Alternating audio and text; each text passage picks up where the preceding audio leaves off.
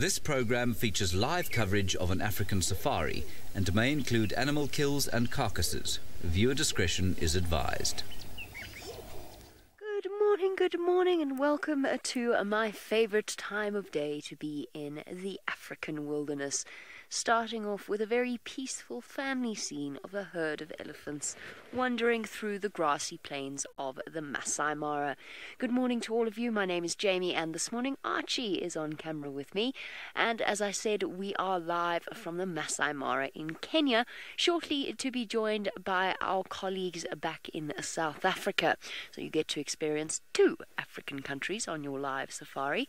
We've started off with a bang, or not quite a bang, certainly not a whimper.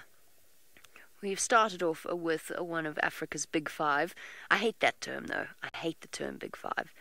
It's not one of my favorite ones, just because of the history behind it. However, because this is a live safari, not to go on about that, you can get hold of us on hashtag SafariLive on Twitter, or you can send us through your questions on the YouTube comment section. The YouTubes.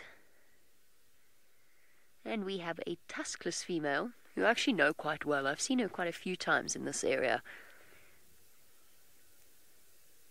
Oh, good morning, Herbie. Herbie, of course, will be accompanying the bushwalk team, or is part of the bushwalk team. They're waiting until it gets a little bit lighter in South Africa. We're an hour ahead in terms of time zones. It also just so happens that at the moment, at this time of year, it gets lighter here earlier, sort of. You know what I mean. Time zones are tricky. Herbie, good morning. I cannot wait to see you. I really cannot.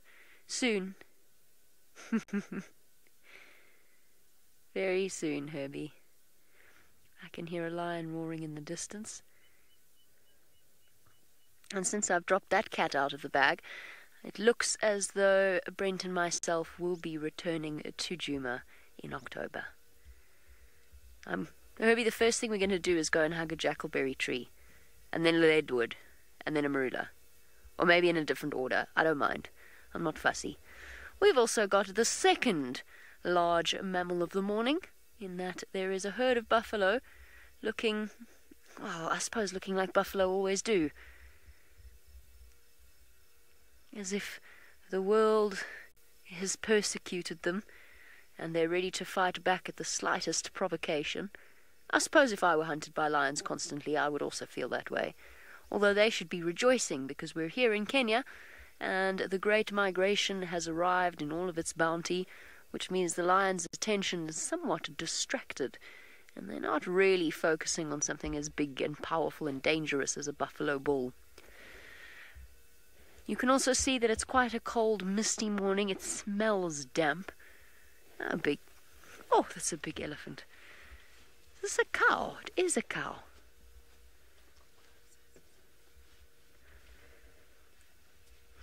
Now, as we wait for these ellies to stroll past us, I mentioned we would be joined by our colleagues in South Africa. James, I'm sure, would love to bid you a very enthusiastic and possibly amusing good morning.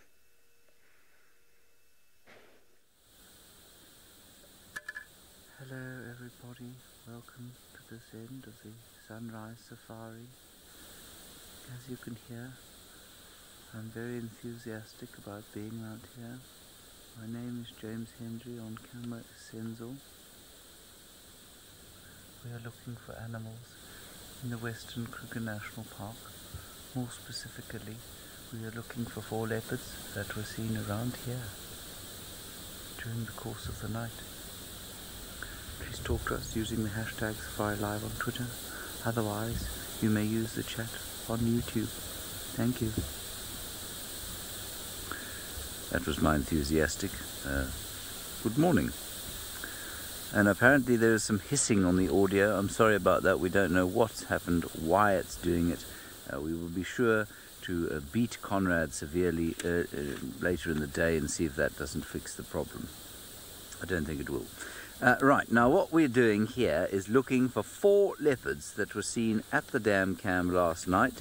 Many of you have sent through screenshots and amazing pictures of all 4, Tandi, Tlalamba, Hosana and Tingana, and apparently they disappeared south over the edge of the dam wall. So what we're going to do is bring the flare to bear down here and see if we can't pick up some sort of mammalian heat signature. Senzo, if you'd be so good as to search with the flare thermal camera. Tristan said he thought before this all went down he heard the sound of something being whacked through here. In other words, some hapless herbivore met its end, which may have attracted the attentions of everyone else. There's nothing but quite a lot of hot tree in that area. Can we change the settings on that slightly so that the trees aren't quite so warm? Is that possible? Oh, when we're not live. Okay, I see, I understand.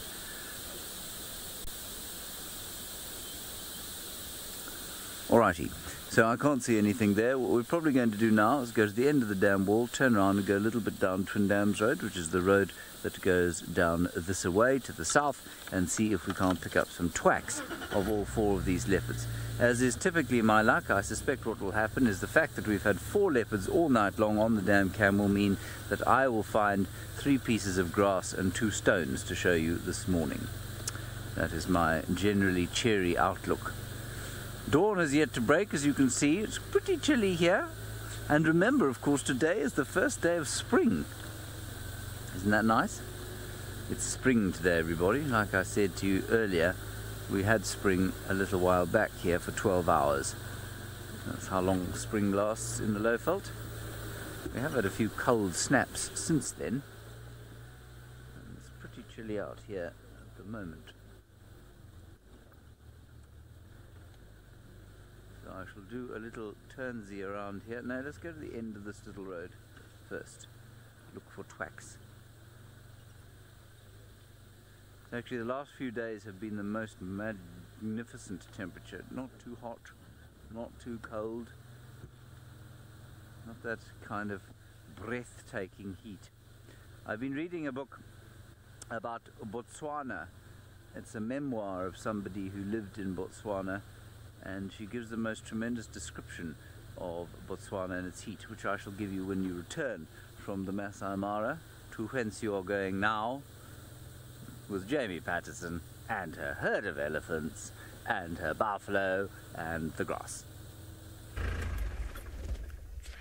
I remember once reading a book on hyenas set in Botswana, or hyena researchers set in Botswana, and absolutely, I was very young, I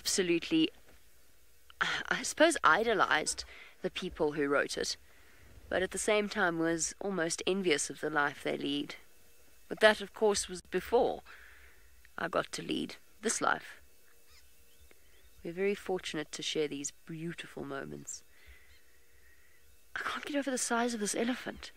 She is absolutely enormous. She is so big in terms of physical size. I'm not talking about tusk size, because tusk size really varies between individuals immensely. And she's got quite thin, not long, but quite thin tusks. But physically, she's just enormous. She's absolutely massive.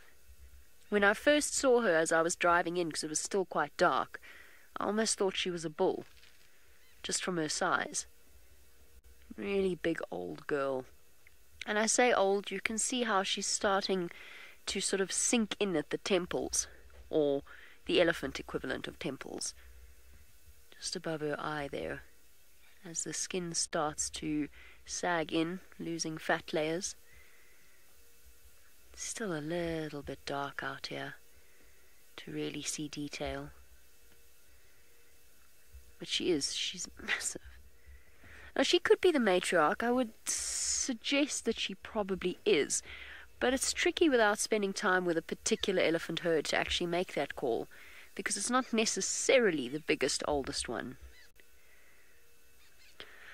Colette, the only animal that really poses a threat to an elephant is a lion. There are certain lion prides, particularly in Botswana, that specialize in hunting elephant, and they do it only when they really have to, only when there's no other prey that they can actually get hold of.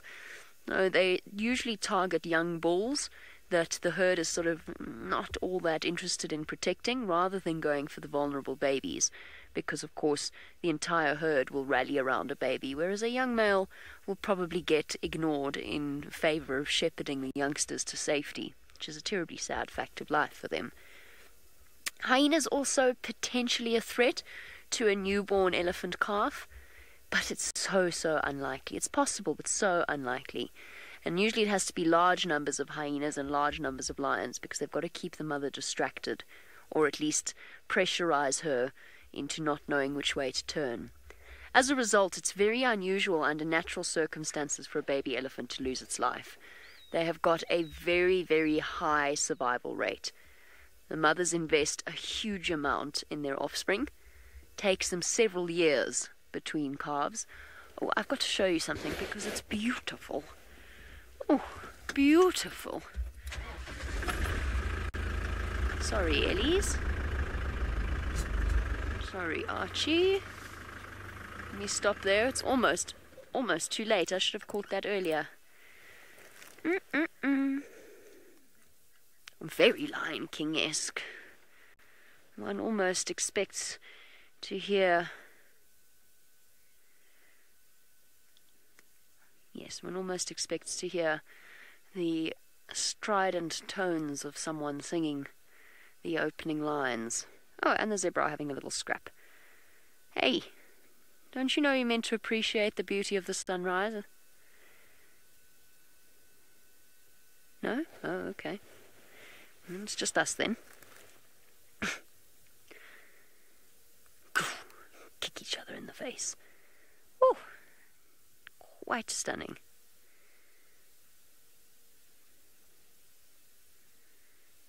You can see ears back from some of the individuals. Still not entirely relaxed. They'll get over themselves though. Or maybe not.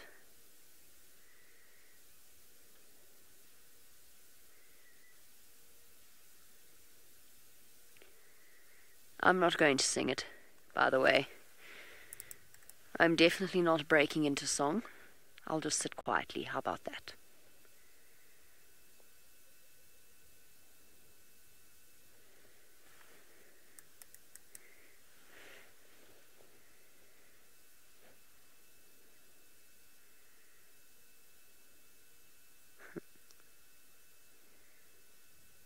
Oh, that's very pretty. Tristan from the sidelines is encouraging me to sing. I would hate to ruin a beautiful sunrise that way.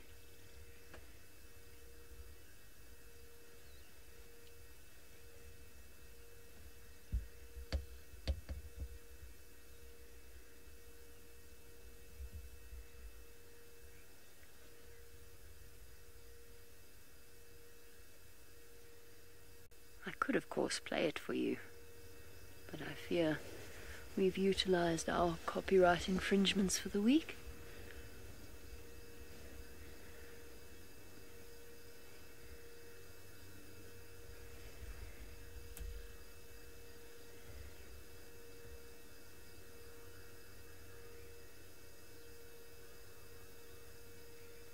Of course, that's the last we're going to see of the sun for the rest of the day.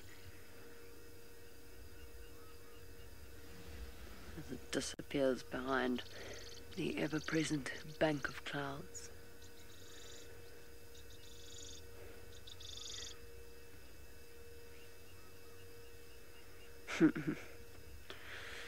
Good morning, Mrs. Lapwing. Do I think the sunrise is better in the Mara or Djuma?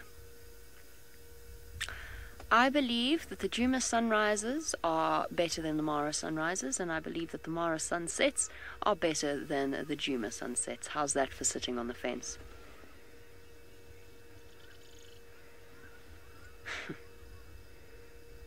I don't know where that answer came from. It's very hard to compare.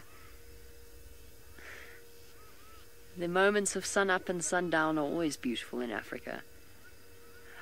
The storms that gather in the Mara afternoons are also spectacular. I think that's what made me say that. There's some hardy-daws calling in the distance. Wah, wah, wah.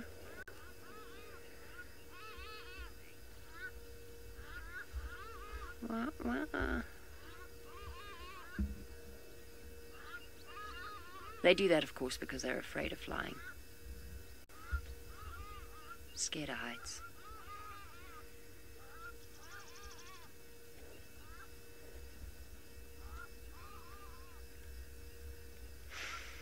Tell you what, since we've had such a special sunrise in the Mara, why don't you go and compare it to the Djuma sunrise in South Africa? There is no sunrise yet, pajamas, I'm afraid. The sun has yet to get out of its pajamas in this part of the world. We have also yet to find anything of any use.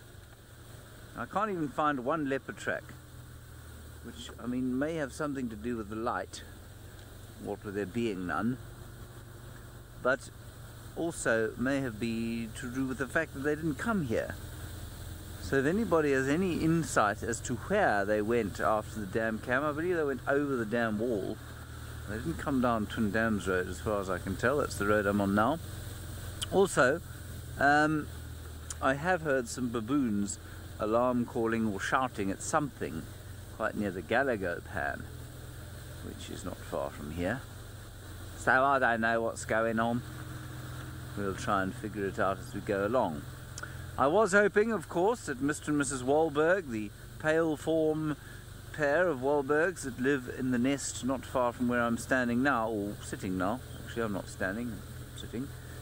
I was hoping they'd be back before the end of August, but they have not returned. They will shortly, and I shall greet them fondly when they do. We have had one Wahlberg's eagle return so far, so my assertions that they would return before the end of August, well, not entirely inaccurate, thankfully. Lots of hyena tracks, so much is the evidence of scavengers around here, but very little evidence of more fancied predators. Of course, they're all scavengers, aren't they?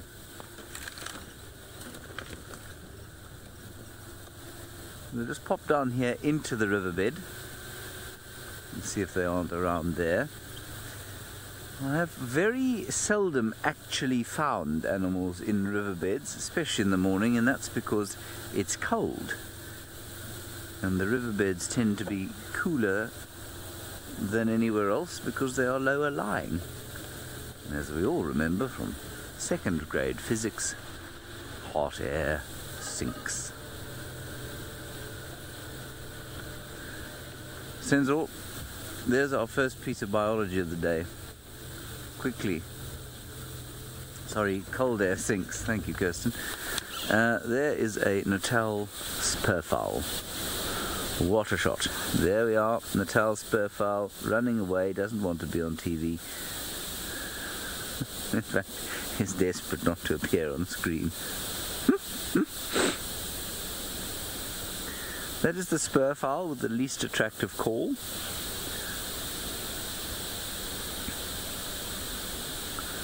Alright, apparently my audio is too awful. Let's go back to Jamie. In 10 seconds, of course. I keep forgetting that there is a 10-second delay to the Mara. So you'll be there in 2. Oh dear, I'm sorry about that. Apparently you're really struggling to see. You can see James just fine. You can't hear him. That's the problem. Now, while they troubleshoot that, you can bumble along with me to the den. So now you know why I'm going to the den as frequently as I am. My days here are limited.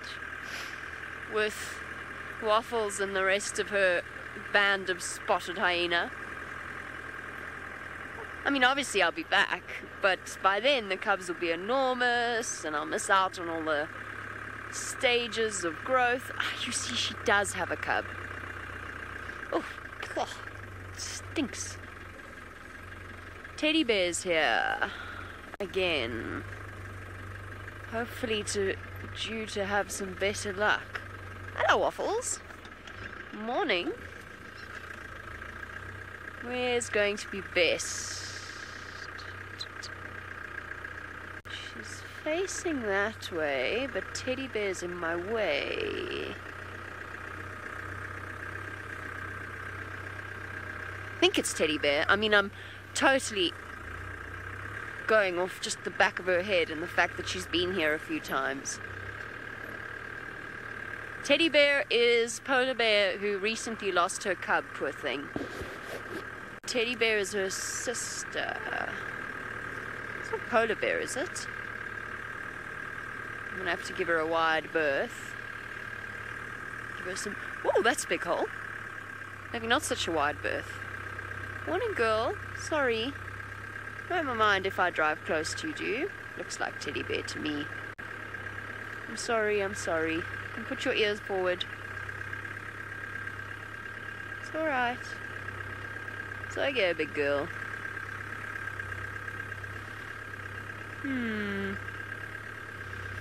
Blood on her face. Big disgrace. What you been up to last night? All sorts, I imagine.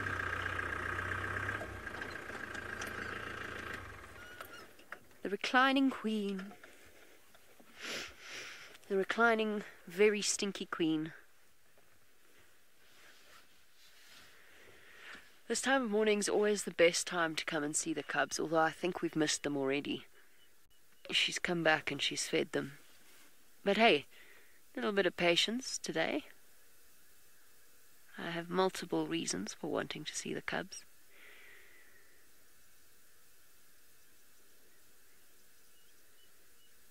She could not look. Come on. Very, very rarely there are moments where Archie's zoom in to the den site would have resulted in a cub's head popping out. Those moments occasionally happen on our live drives where the stars align or whatever it happens to be.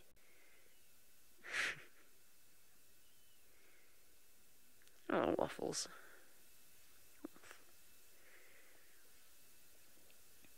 Fast asleep. I'm not going to labour too much on sort of down this route, but obviously we did lose a cub a few days ago. It was not one of Waffles's. The circumstances will always remain a mystery. But I still, personally, and I'll never know, it's pure supposition, personally I don't think she actively killed it. The way that she was treating it as gently as she was. I don't think she killed it. Oh, sleepy Waffles. For new viewers, you'll notice that she's wearing a collar. That is not so that she can be taken for nice walks in the park. It is actually a tracking collar placed on her, around her neck by researchers. Very minimal interference in her life. Yes, we're talking about your jewellery. Interesting? Not really. No.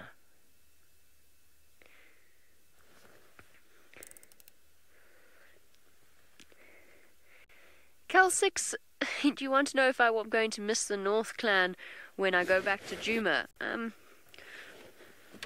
Do elephants defecate on the Mara Plains? Yes, I'm going to. I'm absolutely going to miss North Clan. I've been given a really rare opportunity here to observe the life of my favourite predator for almost 4 months, become incredibly invested in their story, particularly obviously with Waffles because of the timing of her cubs, her behaviour, the fact that she's the matriarch. She stands out, not because she's wearing a fancy piece of radio frequency emitting jewellery. It's got far more to do with all that I've seen and observed.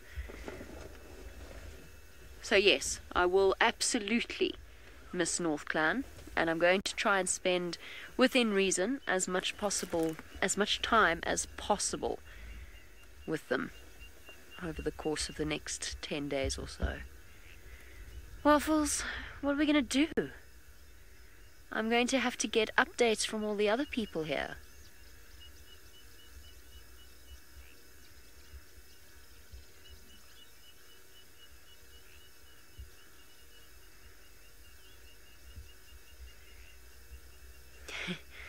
Michael, I agree. I hope I have as much luck with the Djuma clan as I've had with North Clan.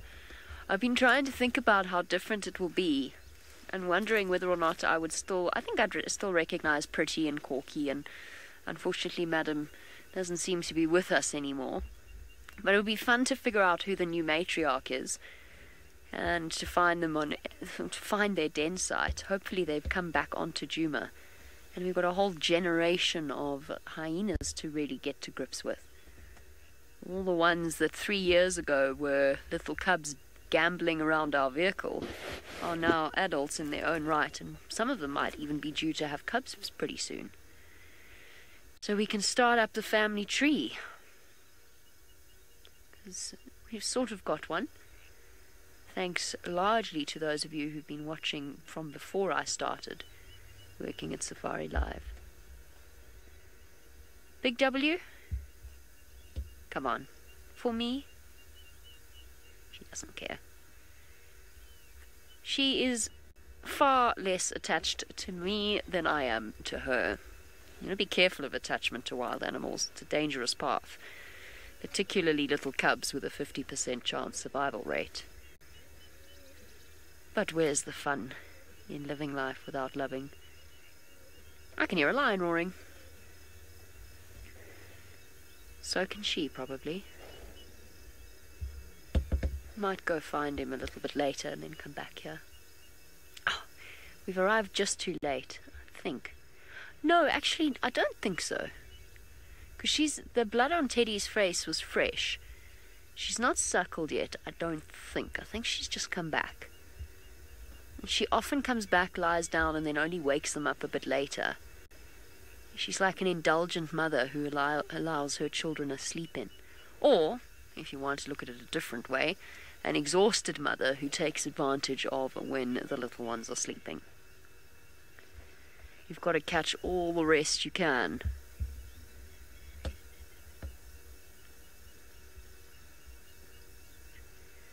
I wonder. Would Teddy Bear have given birth in this den? I doubt it. No. Oh, hi, Bacon. Not one hyena has ever been grumpy with our vehicle. Not one.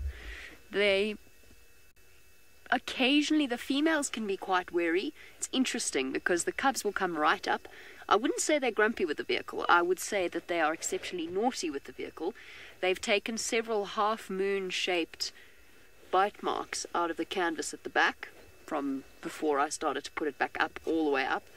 And Ferg, Waffles' son, took out one of my lights before I could stop him. And that's not grumpy, that's just, I want to investigate. The only way they can investigate is with their teeth.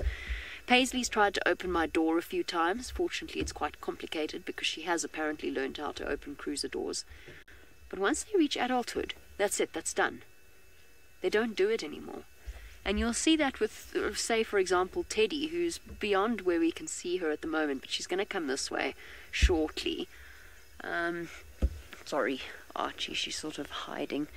But when she does, you'll see that they're wary of the car. Now, these are animals that grew up with exactly the same level of interaction with the vehicle as the cubs have now. It just so happens that they don't necessarily respond to, they just grow out of it. I don't know why. I think the curiosity's gone, youthful curiosity. We just become part of their landscape and they ignore us, but still with a degree of caution. Waffles has never ever walked up to the vehicle, but she's never shown any sign that she's concerned. Hello. I don't actually know, I can't quite confirm if this is Teddy. I don't think it is, you know. Got a sneaky suspicion it's Polar Bear.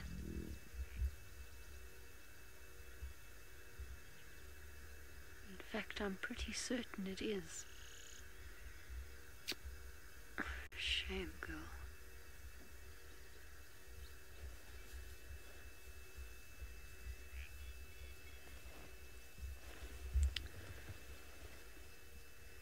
We never really knew if Polar Bear had 1 or 2 cubs.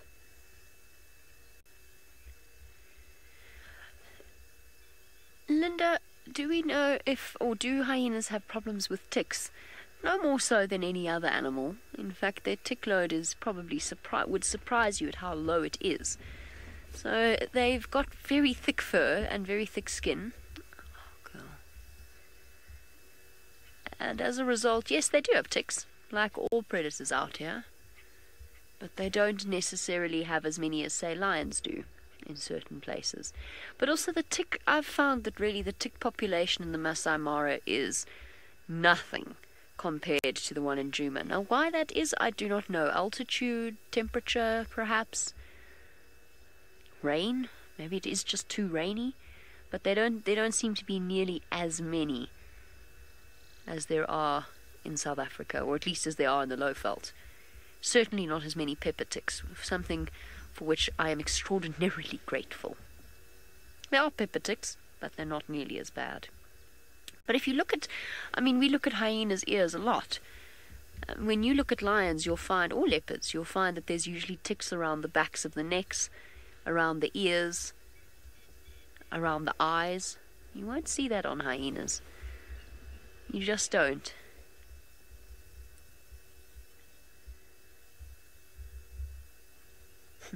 Shame. I think it is polar bear. I don't think it's teddy bear. Poor girl. Once, if she didn't have a second cub, so if her only cub is dead, we know one of them is dead, then after a period of mourning, and once the realization is properly sunk in, she'll disappear for a while, and we'll hardly ever see her. It's one of those strange things that, not strange, actually it's perfectly understandable. Female hyenas seem to go off on their own. They are not often seen with the rest of the clan. They seem to go off somewhere and mourn. And then they return a few months later, ready to try again.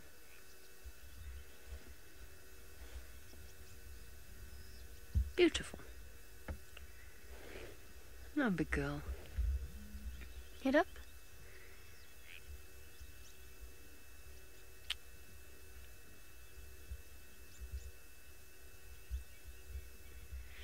I also think polar bear's sick. Now, I can't quite work out exactly what is wrong with her, because hyenas have immune systems that are insanely resistant to most things. But in all the times that I've been with her, and been with her at the den, long before the cub died, when we first arrived here, she has gummy eyes. Her eyes are watery and she sneezes a lot.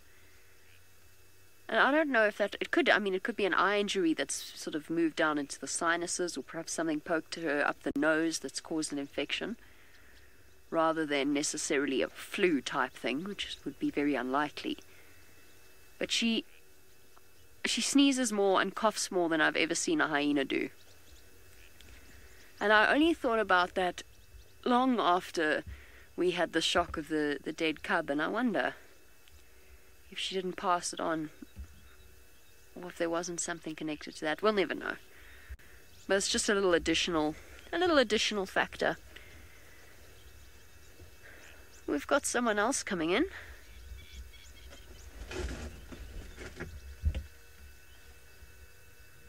Somebody curious. Looks like teddy bear to me. This does look like teddy bear. I have, of course, not spent much time with the bear family apart from sloth bear, so I don't know. I'm not 100% confident in my... No, this is her. Already Waffles growling. Or making a groaning. Hyenas don't technically growl.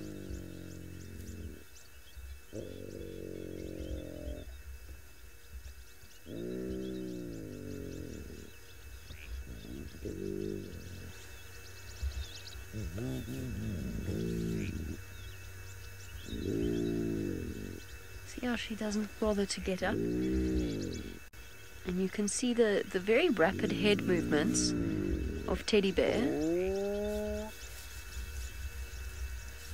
That's nervous. Not too nervous, because she's quite a high-ranked individual now. She's going to say hello to her sister. Sorry, Kirst, if you're happy to hang on, let's just let this play out, because I do think she's got... I don't know if she's got babies or she's just ready to have babies, but those look like lactating mammary glands to me. See the false testes there of a female? This is why spotted hyenas keep people guessing. And she's saying hello to her sister. Now, as the youngest sister, she's younger than polar bear. That makes her more dominant. She's dominant over polar bear. So see how Waffles lay down when Teddy greeted her and didn't bother to move. Now, polar bear is up and showing submission. She can't stay lying down. She's got to get up and, you know, sort of the equivalent of showing respect. Now, because it makes sense if you think about it. A female hyena is most likely to defend her newest set of cubs. And that's basically where hierarchy comes from. It comes from learning from mum.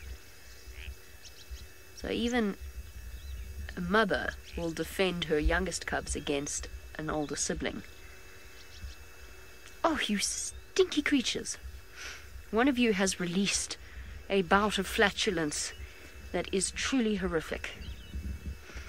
Waffles, my eyes on you. Now, either Teddy Bear's curious. I don't think so, though. I'm pretty sure she's lactating. How nice would that be? After the tragedy.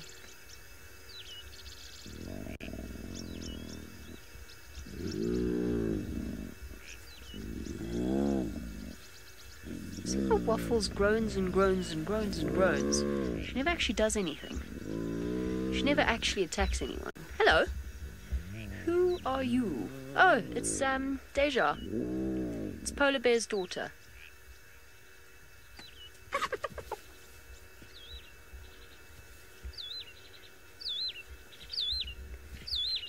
You see how nervous and respectful they are of her, but she never actually bites them or hurts them. Ruled by the threat of fear. Now, that's Polar Bear's older daughter that just came in, if I'm not mistaken.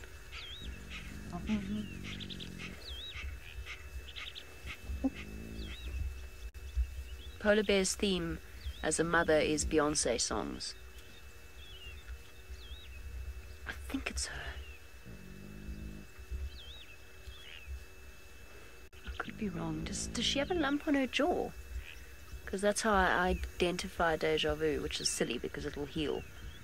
But I think it's her.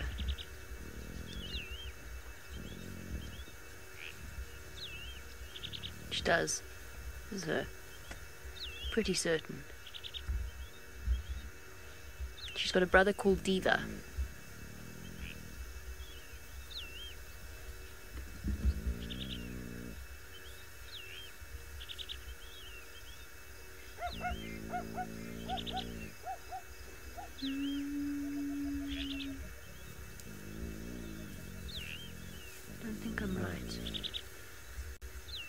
I don't think I'm right at all. Sorry, it's not Deja at all.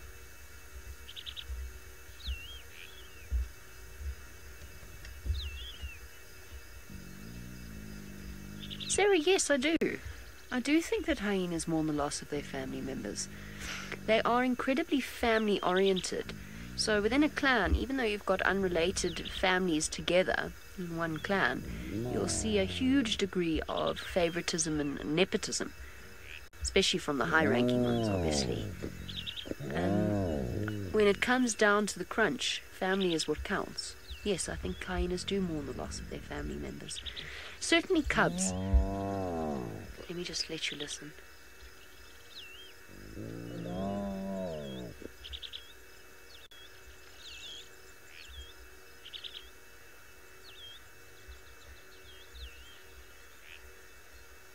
The deeply, deeply unappealing greeting ceremony of the spotted hyena. Makes sense, though.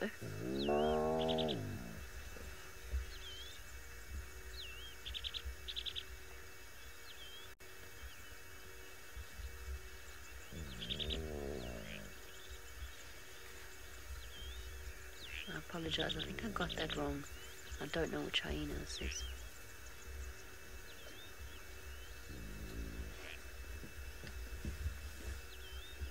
I will double check for you.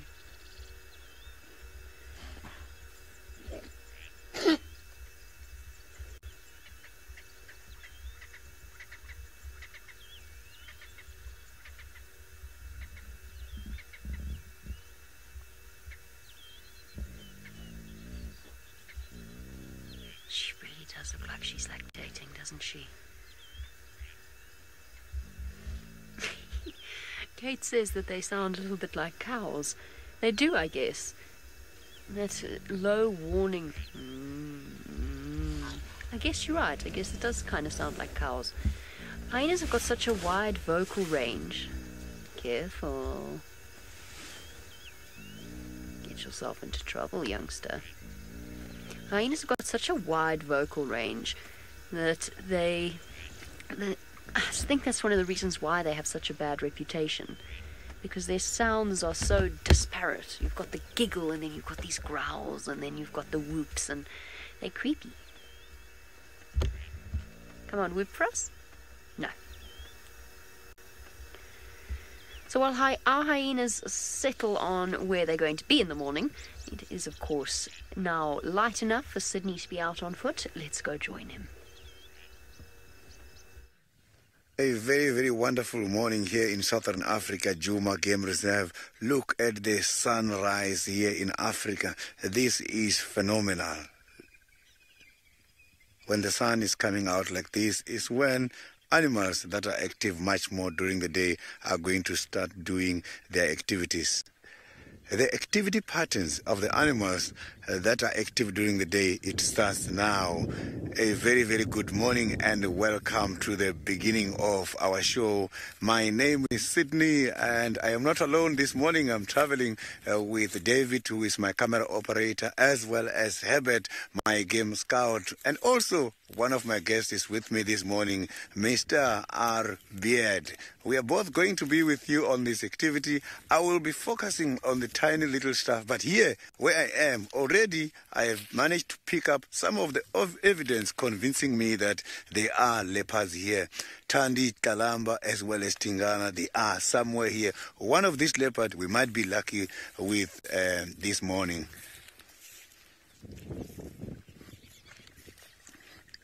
Oh, I've got something here. Quite a lot of droppings and a little hole. Here, this is showing me that an animal which has been here is a territorial animal. Why am I saying this is a territorial animal? Because I can see that the droppings, they are just everywhere. And same kind of droppings. Although I can see that this animal, this demarcation point where we are, is sharing together with the other species. The animals that likes to come here and do this the most is the wildebeest. Let me show how the wildebeest does mark the territories. They use some of the preorbital glands as well as the interdigital gland. And this is what they do. When using the preorbital gland, they do like this, and they scratch like this right on the ground in order to put the gland here. And if they don't want that, this is what they do. You will see them doing this. Somewhere here in between their hoofs, they have got a gland, and when they're scratching is when that gland is left behind on the soil in order to communicate with the other wildebeest of the very same species. Different species, why do they share their territories? Why don't they fight for the territories? Because territories has got something to do with mating and breeding. And these species, most of them, they don't interbreed. That's why they can stay together, just for feeding purposes, nothing else.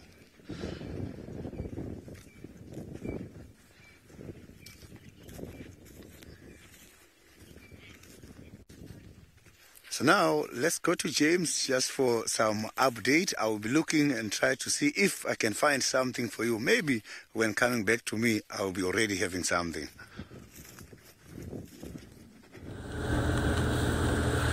Well, we're doing our best still, everyone, to try and find Thandi or Kalamba or Tingana. Hosana has been found.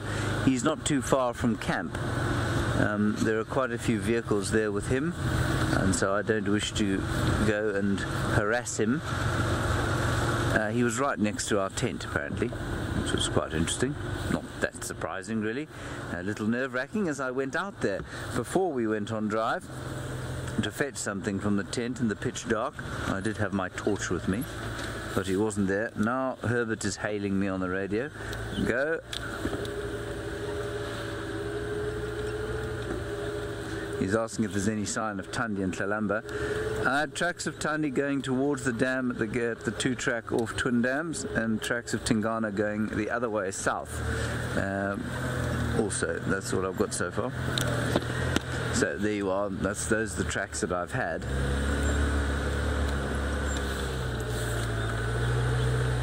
Herbert on foot in this area will be a lot more effective than us driving around, but I have a feeling that they might be close by. Now that we have a bit of light here, let's look down away from the dam and see if we don't see Thandi and or Tlalamba.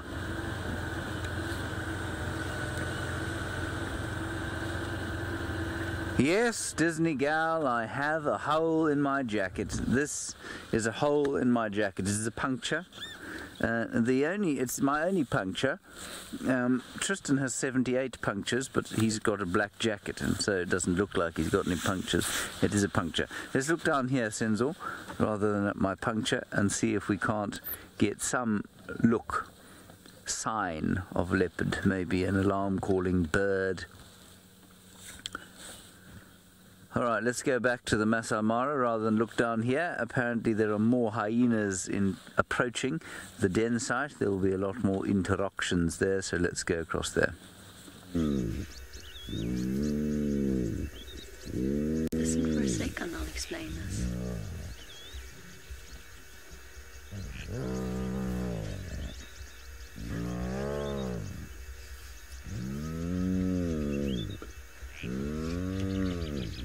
Some of you will know who this is. All in the left ear.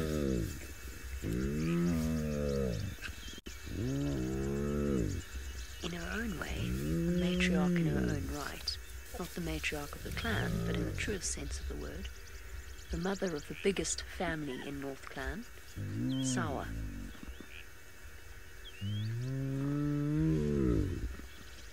The mother of the bears, polar bear, teddy bear, sloth bear. Recently lost the newest grand cub, and that she is polar bear's mother. So I was right, by the way, it was deja vu. I shouldn't have second-guessed myself, I'm sorry. So for those of you, and I know that you're out there, screenshotting away trying to learn the North Clan IDs, you can label that one as deja vu. It was Deja, daughter of Polar Bear. She just looked odd because she looked like a male. Polar, with her swollen eyes, submitting to her mum.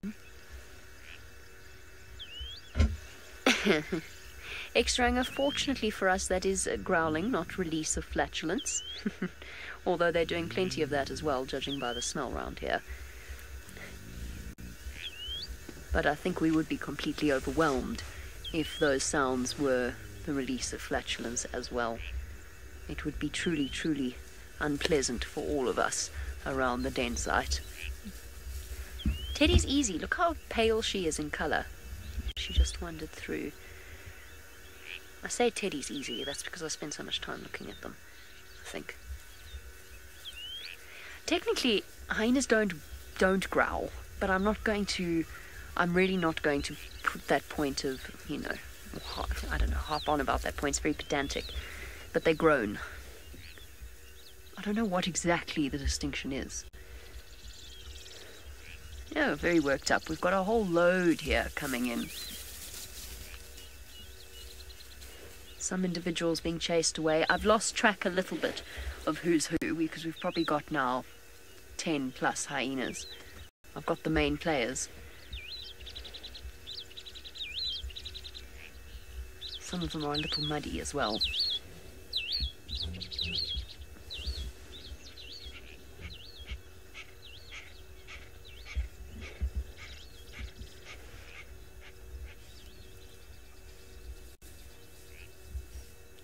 That looks like Billy, but she's behaving very dominantly. Zara, you want to know why hyenas always have to sniff each other? Because that's their dominant sense, essentially. Their sense of smell, we can't perceive it. We can't, with our human brains, imagine exactly how they interpret the world around them. But the way that I sort of see it is that smell is like seeing for them. It's almost like seeing in color. You know how you get, I think it's called synesthesia, where sometimes your brain misinterprets things and sometimes interprets smells as color, and it doesn't happen, and I've never experienced it, but or at least hasn't happened to me, but it does happen. So for me, that's to understand why they sniff each other like that. It's such an important part of their world. And it means a lot more, that greeting ceremony, than just smelling each other. First of all, they're gauging everything. But secondly, remember that there are 70 plus members in this clan, and every hyena remembers every other hyena. And they don't sit and memorize spot patterns. That's smell. I imagine. I'm saying that very factually. That's how I imagine that they interpret their world. So that smell is really, really important. And sniffing Teddy, as Sal's doing now, or not Sal, sorry, as Waffles has been doing. It is Sal. Sniffing that way, they're learning a lot about her. Has she had cubs? Has my daughter had cubs? So what you've got here, if you exclude Waffles, who just wants to put her nose into everything, you've got a mother and daughter sniffing each other. She's going, what have you been up to? I think you've had cubs. Perhaps that's what she's thinking. Are you healthy? I still love you, even if I've got another baby to care for. But you must also remember that I'm still dominant to you, over you, because that's important in a hyena clan. Everybody's got to know their place, otherwise absolute confusion would result. Oh, but they are smelly today. The migration has started to move into North Clan territory, and I think they've had an absolute field day over the course of the night. We're going to let this all play out, see if Waffles brings out her cubs. For now, let's go and join Sydney on foot. I have got one of the droppings here from the omnivores. Omnivores are those animals that feed on both plants and meat. And this is telling me that this is from the baboon. Oh, look, I've got a beetle. The beetle is out already. Look at that. You can see the dung beetle is trying to have something to eat. This is my first beetle before the rainy season. My favorite animal. Look at this beetle. Oh, there's another one again here. Can you see that?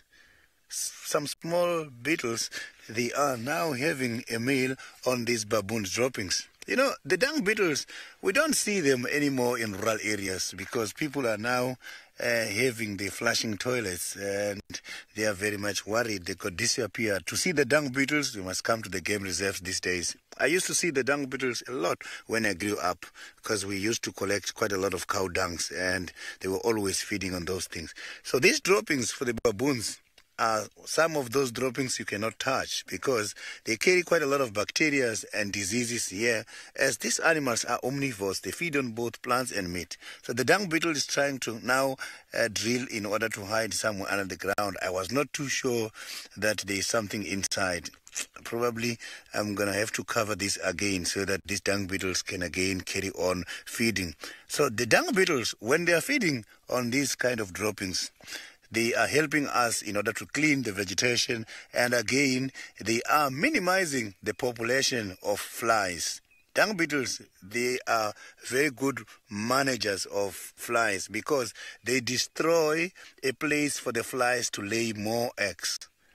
So they control the population of flies. And apart from that, what he is doing now, drilling the ground, increases the space within the soil because some of this soil is very much compacted. So when it's drilling, it's helping in order to open the spaces for water to penetrate. So in other words, when it's raining, the water can be able to go deep under the ground. And apart from that, the dung beetles, they also help because when they are doing this, the trees are getting benefit and other animals as well as a whole are getting benefit because they are fertilizing the soil for the vegetation to have nutritious food. Quite a very small animal which with a lot of significant role in this ecology. So you can see that the dung beetles is true, those insects. They are amazing, and how they do their things, their navigation system, I like it. But they battle too much because they've got to fly according to the direction of the sun. They mostly put the sun on the side of their bodies. When it's overcast, navigation system get disturbed a lot. And also when the sun is at horizon, also when the sun is at 12 o'clock. So that is when they battle a lot. But now in the morning is the best time for them to do their flight. So these baboons are not very far away from the termite mound. I can see that there is a termite mound. Mostly the baboons, this is what they do. Just look at what I'm doing. I've got another dropping here as well. They come here high up on top of this termite mound and sit like this. So when they're sitting like this is when they are trying to watch out for their predators. Those baboons that are doing this are called the sentinels. It's the ones that are responsible for health and safety of the whole group. So it's one of those animals benefiting. And if you look here around here, you'll see that not big trees are growing here around this termite mound. But as time goes on, trees are going to start to grow because these baboons, they eat some of the seeds. And when sitting here where I am, they leave their droppings, and their droppings then bring these kind of trees to the termite mounds. So now, let's go to my other colleagues and see what they are having this morning. I am going to scan around here and see if maybe we can come across Thandi and Kalamba. Yeah, I can see very far from the top of the termite mound. Stand around. I hope he's not going to stand around and look for Thandi. I think it'd probably be a better idea just to walk around. We have come down Twin Dams Road. We had tracks of Tingana, no more tracks of Thandi and Kalamba, where Herbert, of course, at least in addition to the ones that Herbert and Sydney have got, where they are. So what we're going to do is go to this little game path that pops out onto the road.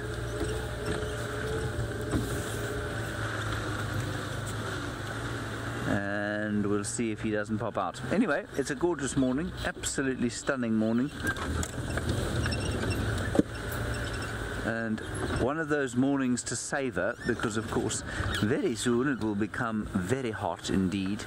And I know that some of you have made comment about how we do nothing but, well, not nothing, but we do comment often on the weather and how it's either too hot or it's too cold or whatever it is. This is perfect. It's just perfect today. Now this game path pops out over here. Now game path is a well-trodden sort of track, if you like, that leopards, hyenas, sometimes rhino, elephant will often use. And Tingana certainly used to use the game path here a lot. There are a lot of hyenas using that little game path there, no leopards. And here is the path where Tingana I would expect to pop out. So if you look down there, you can see a very obvious path.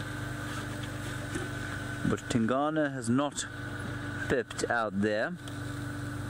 The baboons have obliterated most of the tracks in this area. They have been knocking about.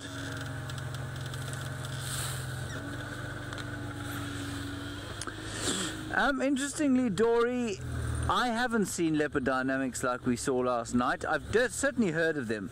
The famous story is the one of the sighting at Londolozi where they had 9 leopards in one sighting. Now, you know, that's obviously extremely unusual, but I've never had this closer interaction, if you like, and as frequent an interaction with leopards who are interacting like ours are.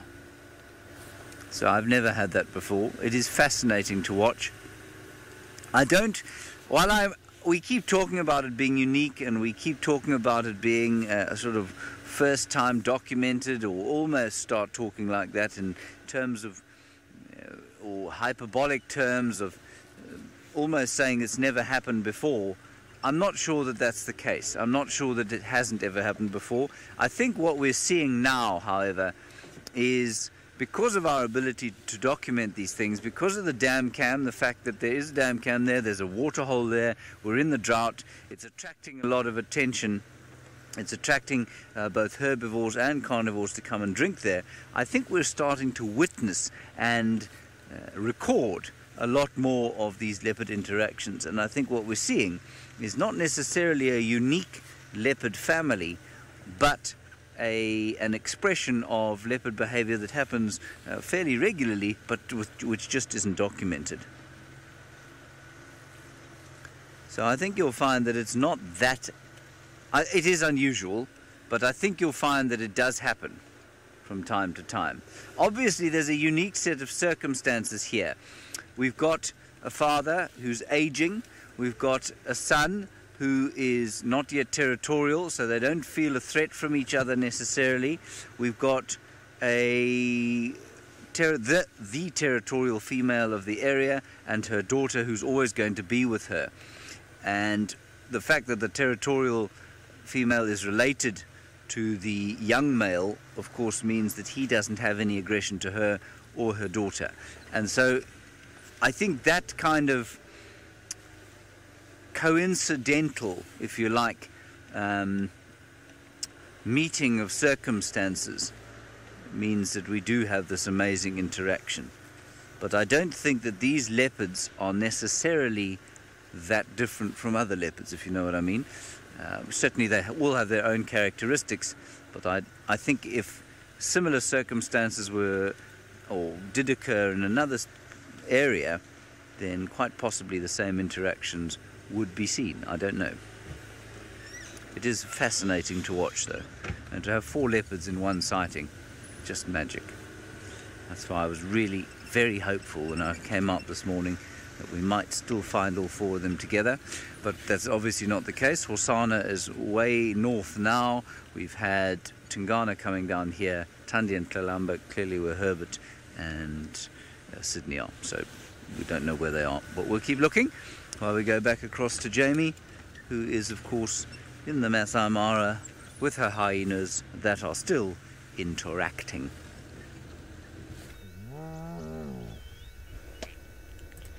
There is a hole in the ground and it's growling, groaning.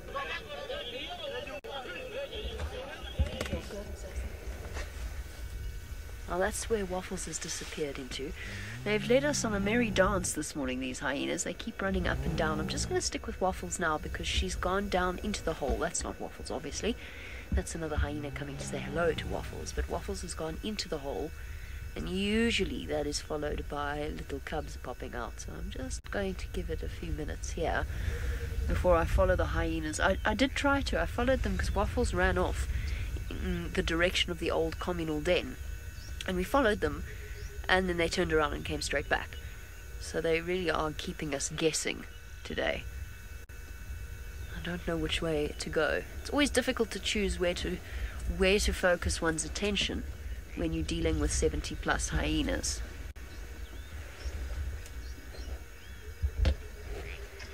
Painted wolf, yes, accurately observed. Hyenas have a very, very good sense of smell, probably their best or strongest sense, if you could term it in that kind of a way.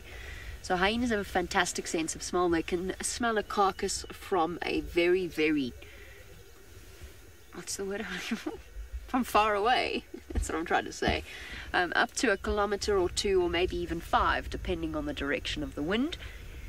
They also have very keen hearing, which is what we've learned. Often when you'll watch Waffles, she'll start growling, or groaning, again, pedantic. She'll start groaning long before we've even realized that there's another hyena approaching. So she obviously hears the sound of a hyena moving through the grass. She knows what a hyena sounds like as opposed to a zebra or perhaps a lion, because it wouldn't be a good idea to groan at a lion and draw attention to herself. Here she's groaning now.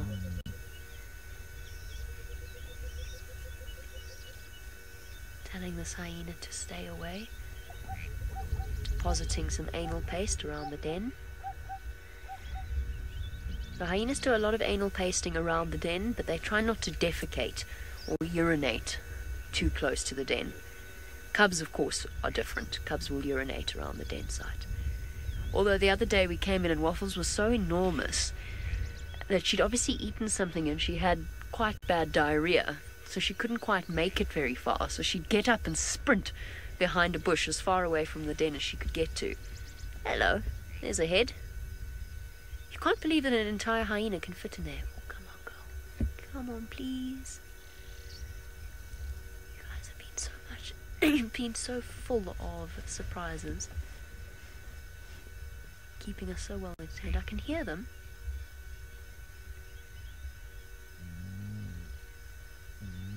Whoever you are, I appreciate that you would like to be obsequious and make friends with the Queen's cubs, but could you go away for a second? Waffles isn't going to bring them out with you here. I don't think. You are causing disruption. No idea which hyena this is. Sorry.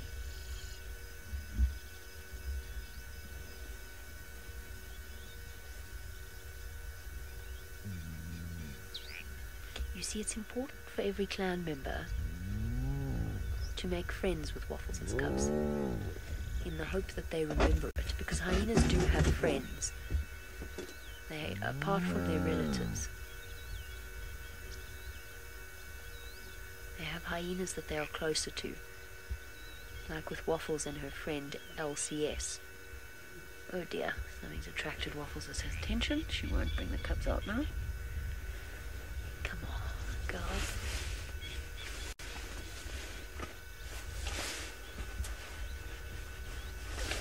She's going to come out absolutely covered in mud. It's a terrible den. They really need to move back to their old den. It's not far. Another example of the dynamics between hyenas, if you watch them when they put their noses and their mouths together, you'll see often the submissive one yawning nervously, exposing their teeth, but not in a threatening way. Again, sense of smell. What have you been eating? Which for us is absolutely a revolting thought. Okay, this is a good. We're alone now. Just us, Waffles. The rest of the clan have wandered off.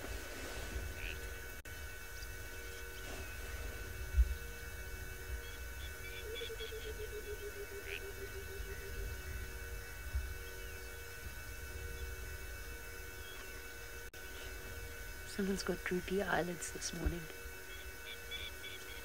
Long night. Well, the sooner you bring your cubs out, the sooner you can feed them and go back to sleep, you know. Or you're just going to choose to feed them in the most inaccessible den entrance in the world. We can't go any closer, obviously. We don't want to overpressurize the den. And there's another entrance in front of us. That was the entrance she was using, and it was such a nice one.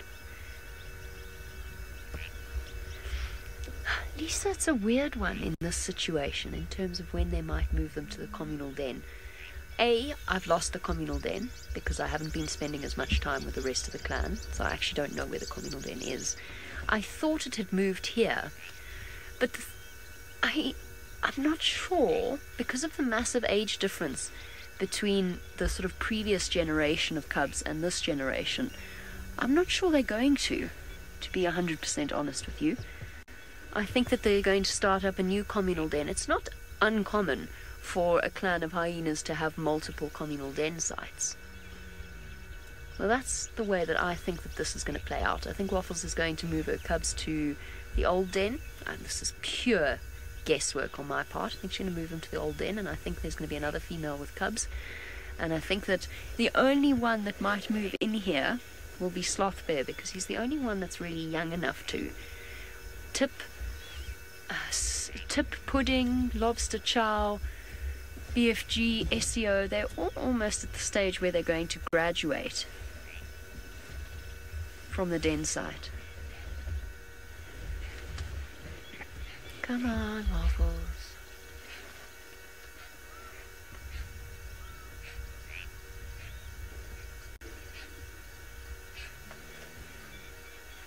She's a tease.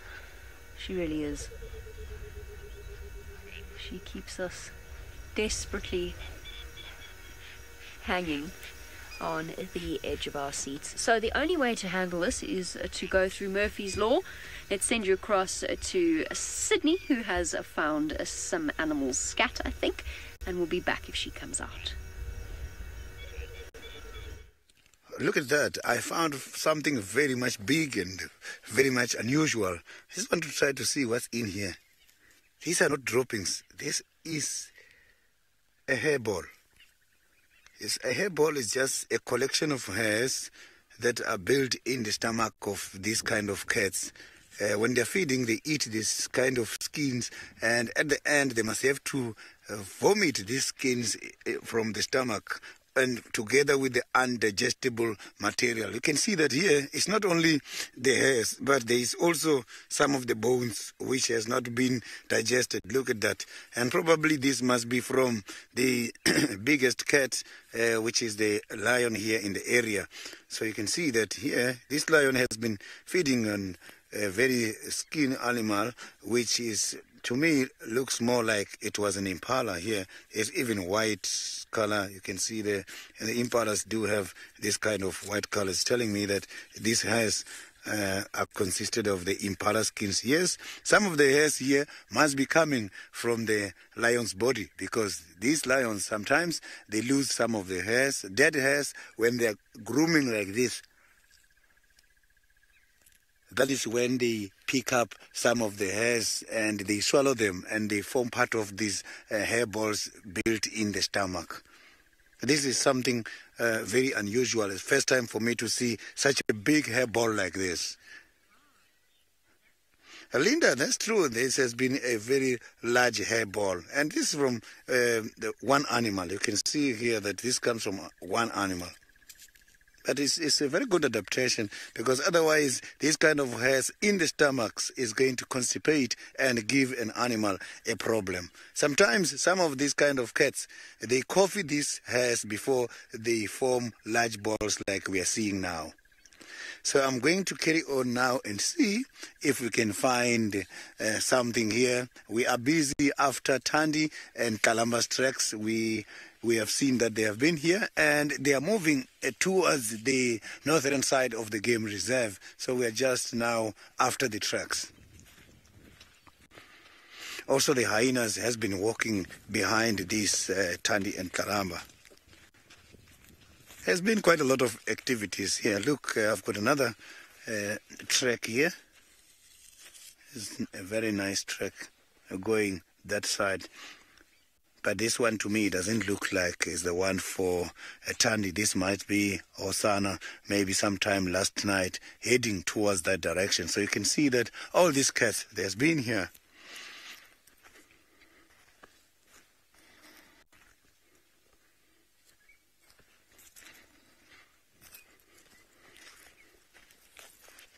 I've got a very big dropping of the elephant, and this shows that it's not that very old.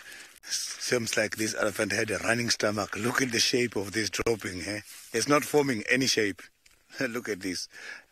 I just don't know the reason why these kind of droppings is so very spread like this. Because normally the elephants, they develop their droppings into small balls. Some big males can also form very, very big balls. Look here, I have got also some of the flies. Yeah, look, the flies is having something there. So these kind of flies are very much well gifted. I'm not too sure what is the species of the flies right in there, but I can see there's a flies hiding. Look, it's moving now. The flies, they can be able to taste the food when they step on it. They've got some of the taste buds right on their legs. When they step on you, already they know how you taste like. When they step on food, they know how they taste like. You can see it's hiding somewhere deep in there. Can you see it? It's right there. It's not doing anything there.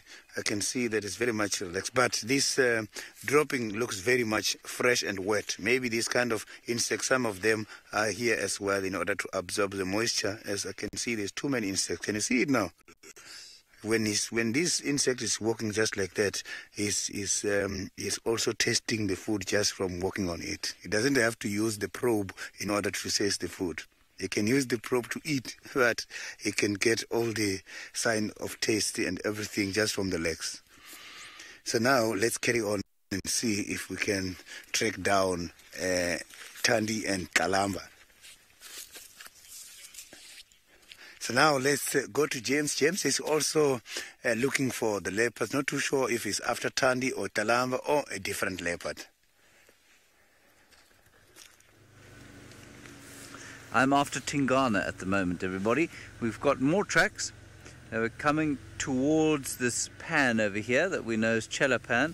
It is entirely dry at this stage. But I'm really encouraged by this because it means that Tingana is now doing some proper patrolling. He's been lurking around the Galago pan, shouting his head off for a few nights, which is all very well. But he needs to start protecting his main domain, so he needs to keep going south and doing his calling, and I was a bit worried that he wasn't doing that. This is definitely on a patrol from last night, so that's good to see. I'm sure he's got tired halfway along and fallen asleep, but that's okay. At least it shows some intention to go marking his domain.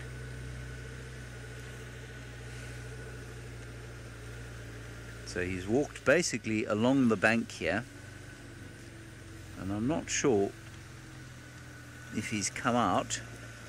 I don't think he's come out into the riverbed. I find looking in the sand very difficult because the footprints are not always very obvious.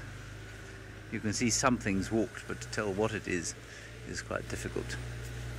So if we don't find tracks coming out onto the road outside, well then maybe he's in that little block and we'll find him, which would be very nice, and there'll be high fives and great shakings of fists in the air and joy and fist pumping, that sort of thing.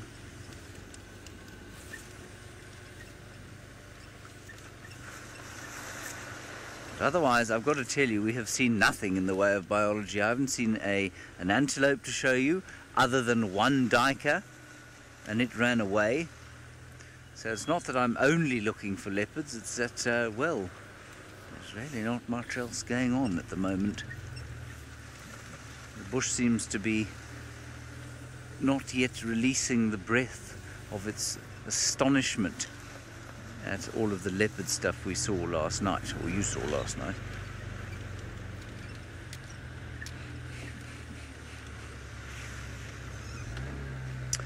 Mark, I wish I'd come across a black leopard, but no, I have never come across a black leopard. I think it would probably be a story I'd tell every single day if I had come across a black leopard. There was a rumour at one stage of one black leopard in the Sabi Sands. I don't believe it for a minute. I don't believe that with all of the people looking for leopards and finding leopards in this area all the time, I really cannot possibly believe that they wouldn't have seen him or her more regularly. So no, I don't think they're here. They do occur from time to time up in the Leidenberg area, that is on the Highveld, and I'm not really sure why they should there, because I don't think they're more forests than they are here, but you'd expect them to occur much more regularly in forested areas. See, he doesn't come out on the road, and I wonder if he just isn't lurking next to the pan fast asleep, which could be nice.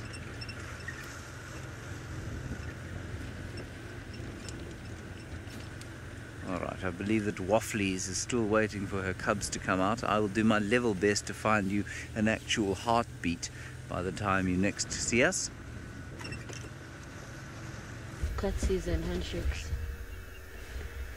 We're still waiting for the cubs, but we've got interesting interactions happening while we wait. Hyena cubs are notorious for sleeping in. Often takes mum several goes to get them to wake up. This hyena came barreling in, making such a racket and groaning and moaning and immediately submitting to Waffles. Don't know what that was all about. Oh, everyone loves that blade of grass. There we go, adding its contribution. Oh, it's Deja again.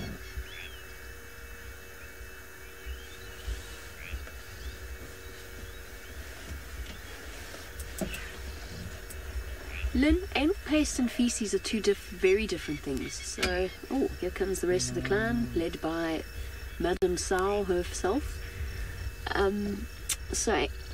Feces or scat in the case of hyenas is the byproduct of the digestive process. Anal paste is a special substance produced that is a sort of an oily, fatty substance, quite a sort of mucus-rich substance as well, that carries vast amounts of information in terms of hormones. Hello guys. So hyena's anal paste, and on that anal paste will be what the sexual reproductive status of the hyena is. You know, is it male, female, is it in estrus, not in estrus, is it dominant, not dominant, hormone levels, potentially stress levels. We don't know exactly all of the information that hyenas can glean from another member's anal paste, but it's a very important part of marking their territory. So leopards urinate and scrape their feet. Hyenas do something different. Their anal paste, they have latrines where they defecate in one place, never round the den though. And then they whoop. That's also a territorial marker. It's a tricky thing with hyenas because they never stay in one place unless it's Waffles. So they're all gallivanting behind me. Oh, there we go, that same blade of grass. So they've got specially developed anal glands, and they're not the only animals that do that. The Herpestidae family, in other words the mongoose family, the mustelid family, honey badgers, and viverids, genets, they will all also have highly developed anal glands. So what you're seeing protruding is just the edge of the anal gland, which then secretes the substance.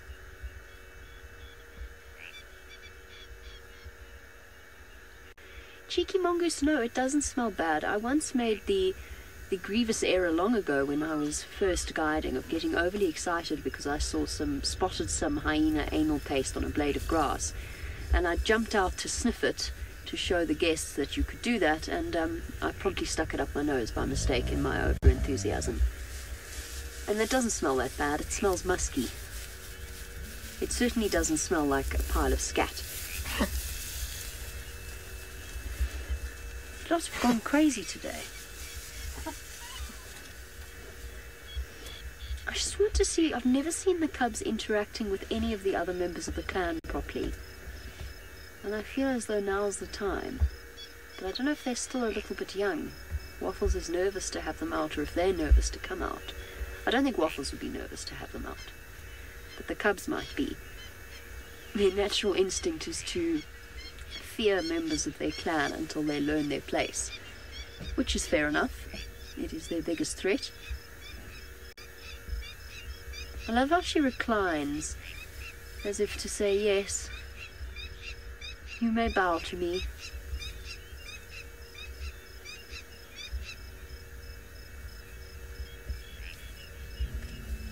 Mita, age 9, you want to know if I have ever seen a hyena change clans.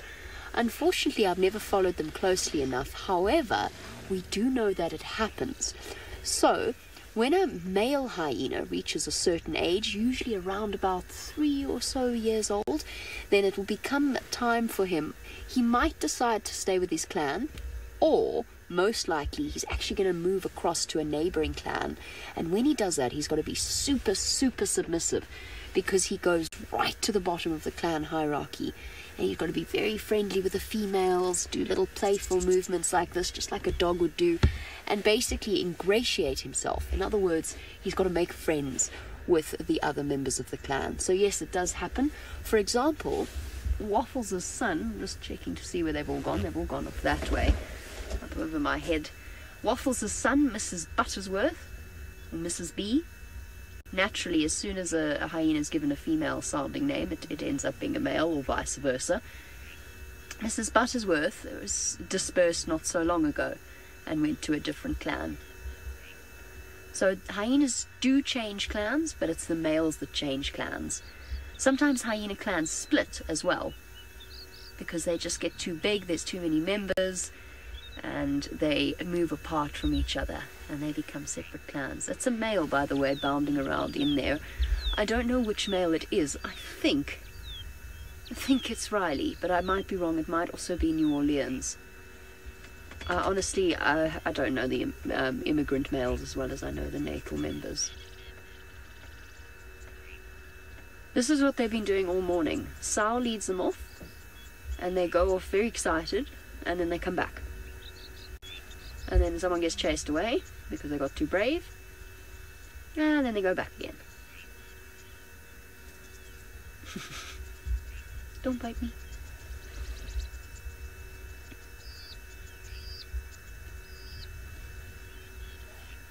They're busy, busy animals. They don't sleep for... I think it's comparable to sort of compare. Well, I think it's safe to compare them to human sleep patterns. About 8 hours a day. They'll be asleep, then they'll be awake from the afternoon. Waffles has gone in. Let's just see what happens. She's gone into the better entrance. I'm sure it'd be nice if they came out this way.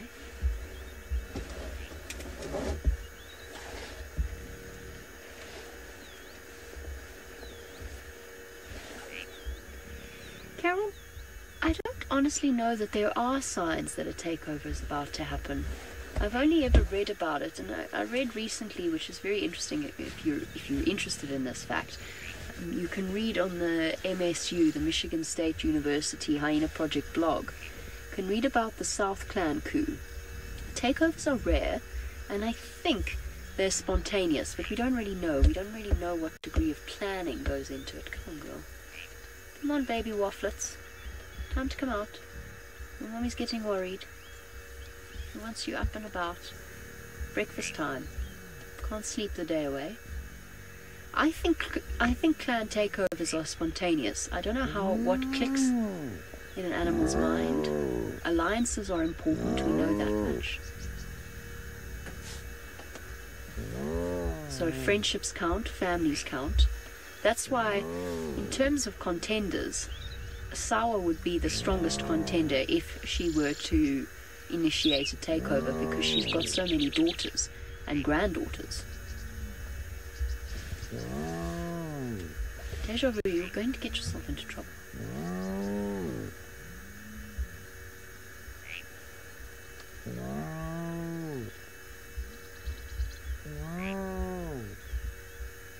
I don't know if there are signs. The way that I read about the South Clan takeover, all of a sudden 3 hyenas just were seen running around looking overly excited, hyped up. And they tore into another hyena. The granddaughter of the matriarch came in to rescue that hyena, for whatever reason. And they tore into her as well. And then Java came running over the hill, ready to tackle them. And as she did, Java was the previous matriarch, they just laid into her. And despite her combined attempts with her granddaughter's efforts to try and protect her, or to fight back, she didn't win. I can't imagine what it must be like to witness that with a hyena. Like, you know, imagine if Sawa did rise up. It's rare. It's very unusual. Or is it? How much do we really know? I certainly don't know enough. The researchers obviously have a better base of knowledge. There you go, giving us another beautiful demonstration of anal pasting. One certainly cannot be squeamish about the realities of life with spotted hyena. They bear it all, quite literally. One has to get used to it.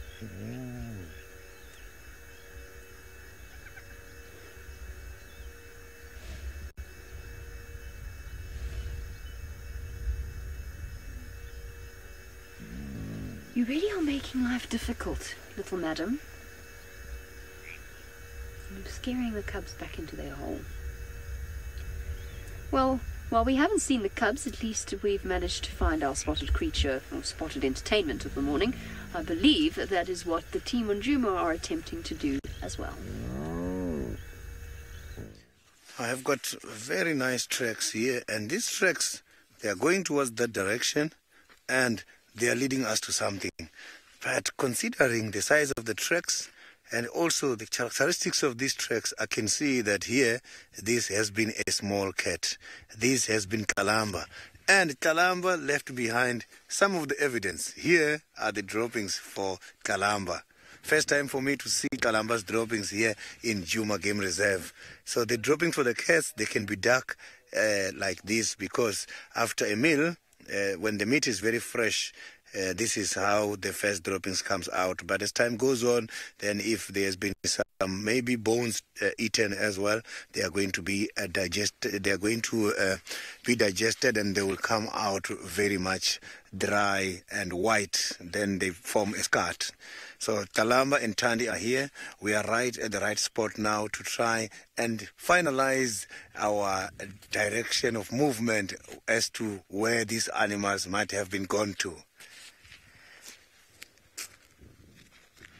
So the tracks are just going up and down at the moment, but you can see the Hebi is trying to finalize his decision as well as to where these tracks might be heading to.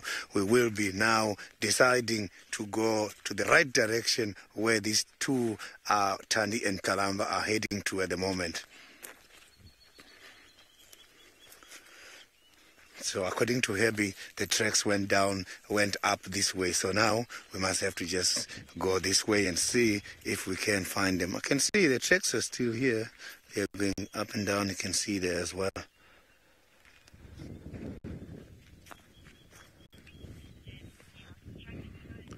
So now let's go to James and see how his trekking is going at the moment while trying to reallocate this movement of Tandi and Kalamba.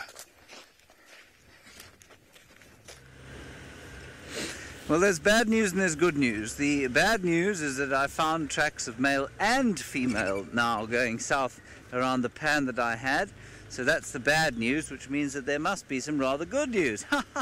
And the good news is, of course, that somebody else has found Tingana, that is Rexon, and we are not far from there, so that's where we're going to go. That is the track that we were on, even though we didn't manage to make it terminate in the actual cat. Rexon did. This is not surprising. It is frustrating, but we will go there nevertheless and be gracious. So he did cross this road that we're on now. This is Twin Dams Road. I don't know where he crossed it. I couldn't see that. It's not that surprising, really. I mean, I'm not that amazed that I didn't manage to see it. A what? There's a bird in front of us. Oh, there is. Oh, look at that. Senzo, you're a genius. It's the second half of our Wahlberg's Eagles pair that lives down here. So we have this mixed pair down here. We've got the pale form and the chocolate form that live down in a nest just near here. And we saw the chocolate guy the other day. It might be the male or the female. And this is his partner. Hooray, they're both back. That really gives me a great sense of satisfaction. Well spotted. Ah, lovely. Now, for those of you who are new viewers, the Wahlberg's eagles are migratory eagles that come back and nest in the same nests or thereabouts every single year. And we have two couples on Juma. Well, we've probably got 3 or 4, but 2 that we see regularly and watch their progress with great fascination. And one pair is this pair down here. One of them the pale form and one of them a dark chocolate form. And we saw him or her the other day calling and calling. It was very interesting. About 5 or 6 days ago, I think it was, around the nest. And here is the second one. And last year they gave birth to, well, they didn't give birth. A bird doesn't really give birth, does it? A youngster was born, was hatched. And the youngster was a chocolate form. And will have migrated with mum and dad in its first year, and then it will have to go and find a nest of its own somewhere. Welcome back. Lovely to have you here with us again. Thank you for returning. Yes, Lynn, the pale one is very beautiful. I think that the chocolate one is equally beautiful, though. Just depends on the day, really. Just stunning. What do you think, Senzo? Beautiful. Yes, it is very beautiful. just assessing the landscape around here, refamiliarizing him or herself with the area. Almost impossible to tell which one's male and female. The female should be very slightly larger than the male, but unless they're standing right next to each other on exactly the same kind of ground, you can't tell. If they're mating, you can tell, of course. And it won't be too long before they are mating and trying to raise yet another chick. The pale fawn pair up north didn't manage to raise a chick last year, not sure why. But this pair did. Let's hope the little chap survived his first migration. Fisa, they come from Africa, basically south of the Sahara. So they breed here, and that means we call them residents here. And then they migrate out of here for the winter, and they go north, they go over Kenya, and they go into Africa south of the Sahara. You don't find them in Kenya, as far as I'm aware, during our winter either. So they go north of the equator, and they will lurk around a wide band. I think they go all the way as far as Senegal, you know, and probably stop where it gets really dry in Somalia and Ethiopia and those areas. So they're not desert-adapted birds, but they probably are in the regions of the Sahel and just south of that. Probably also will not survive in pure forests, so you wouldn't find them in the forests of the Congo or West Africa.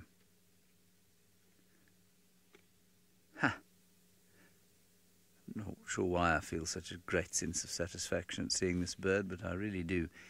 Possibly even more so than seeing Tingana this morning. Well done. You know what it is. It's my feeling that they've achieved something special by arriving back here. And I suppose it's also the fact that they have returned to a home, which again is my projection of a human, not so much emotion, but a human longing, I suppose, for home, and the fact that out here in the wilderness it seems often that animals don't have homes, but these birds are a notable exception, and they come back to the same home every year.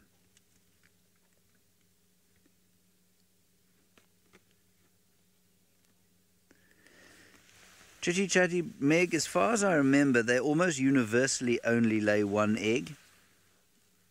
And if there are two, very seldom both survive. I don't think the Wahlberg's eagle engages in siblicide. Let me just check for you. My superb app. Breeding monogamous, nest placed under canopy tall tree. Yes, used every year, we know that.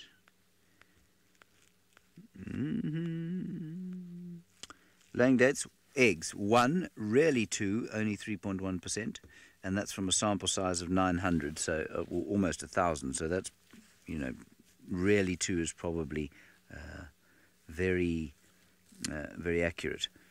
Frequency of 2 egg clutches greatest where breeding density is low. So where they don't have a great density, they might lay 2 eggs, but here there is a good density of them. Very exciting stuff.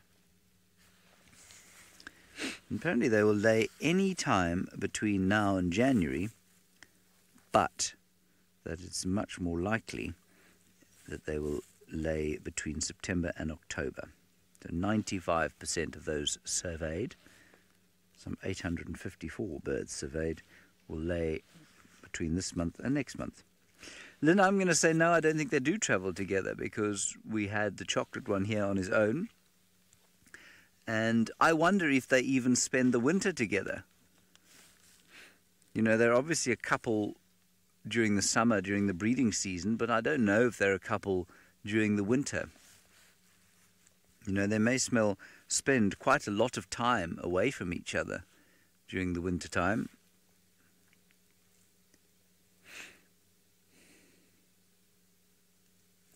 So I don't think they arrived here at the same time. I think she's just got here. I'm going to call it this a her, because to say he or she is just painful. I'm going to assume that this one's the female for no good reason other than I said her right then. So I think that he and she travelled separately. Perhaps they were separated by a storm. Perhaps they had a fight. Anyway, they're both back home, which is great. Well done, my dear. Now find yourself a nice lizard for breakfast.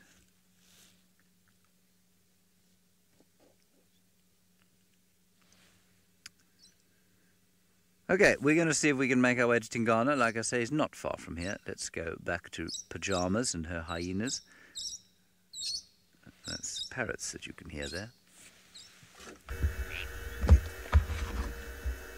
Goody! Something exciting to look forward to. So while James gets to Tingana, there's something that... Oh! Poof! Hyenas. Yuck! Oh, and we're downwind of you. That's horrendous. Absolutely disgusting. Archie's hiding. Oh, man. Hiding and giggling at the sheer stench of it. Thanks a lot, guys. What I was going to say was something we keep missing is the hyena alarm call, which this particular individual keeps doing to wake Waffles up. Because she kind of wants attention, and she doesn't quite know how to get it, so she alarm calls, which is a technique shared by a lot of lower-ranking hyenas, especially when it's meal times. So during meal times, what they'll do is a low-ranking one, while they're eating, might go, I can't really do it, I can't imitate it, it's a very difficult sound to imitate. And everyone is instantly on alert, looking for the lion that might be coming in to try and kill them, or steal their food, and while that happens, the low-ranking hyena that sounded the false alarm tucks in for a few quick bites before everyone realizes it was a false alarm. And it's a clever tactic because they can't not heed the warning, because they could run the risk of actually being killed by a male lion. So the end result is that they just cry wolf, or in this case cry lion. You are stymieing us, little madam. She's 2 years old, just over 2 years old. So this is probably not to do with pregnancy and more to do with curiosity. She wants to see the new babies. The clan they've been in and out a few times while we've been away. They just kind of wander through, then wander off, then wander through, then wander off. I don't really know what they're doing. If I were to focus now on trying to find the den, the communal den, which I'm not going to do yet, I would probably choose to follow Sour. But I don't know exactly when last they ate. I would say that the big bellies and the bloody face on Polar Bear earlier would suggest that they ate relatively recently, probably last night, probably in the early hours of this morning, actually, more likely. I want to know where Sloth Bear is. Oh, they're making so much noise behind me. But I know as soon as I reap... There you go. See, there we go again. That alert posture. Someone alarm called, but I couldn't hear it properly. That bump on your chin looks silly. I don't know what that is. I don't know if it's it's probably an injury. But it might be a calcified injury. Or it could be a little growth. A subdermal growth or something like that, or a cyst. Hard to really tell. Doesn't seem to be hampering her at all. There, listen. I think the wind's too loud.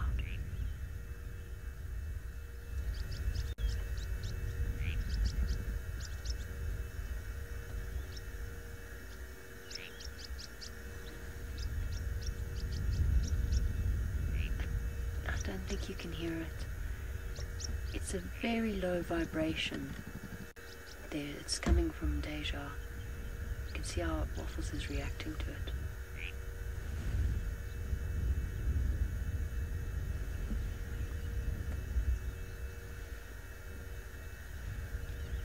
You know what they say, Deja Vu, about the boy who cried wolf?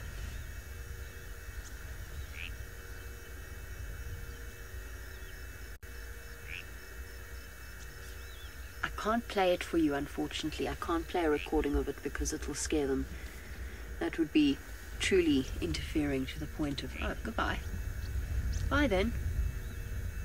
oddly jumpy today. There's nothing to be frightened of, it's just other clan members making their way back in this direction.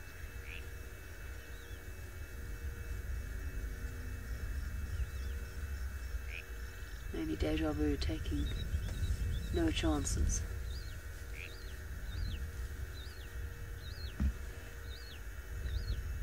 Come on, waffle babies. You must be hungry by now. Must be breakfast time.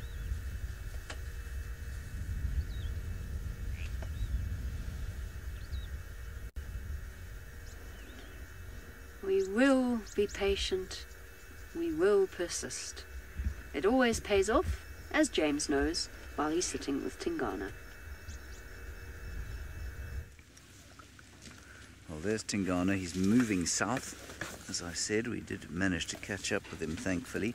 I think he's probably going to cross south of our boundary, but we've got a little bit of time before he does that. Isn't that a gorgeous picture of a leopard in the tawny grass before it goes green? Very, very pretty indeed. He's just thinking. Now, I've had tracks going up and down all morning long, nowhere near here. So I don't know what's been going on. Like I say, that's not entirely unusual. There he goes. Onto the road and possibly into the riverbed. Okay, let's carry on. Let's get moving. Very nice to see him moving as opposed to sleeping. Does a lot of sleeping. Well, all cats do a lot of sleeping. My mother's house cat does a lot of sleeping.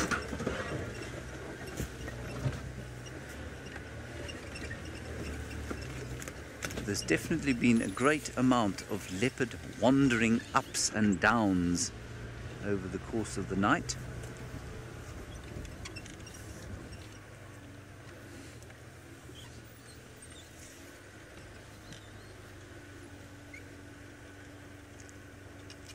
There we go, he's coming this way apparently towards the road. The photographers are all up and taking average photographs. There he is. You see him there, Sens?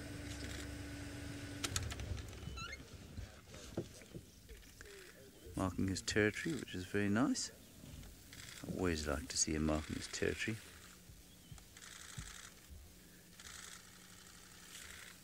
Good grief, the dim crackle of rifle fire is quite something this morning. I think that in the 3 minutes we've been with Tingana, 7,000 photographs have been taken, which of course means that there are going to be a lot of very bored family members fairly soon. Okay. Oh, he's marking now. Let me get out of the way. He might even call everybody. You can see he's totally unfazed by the vehicles at all.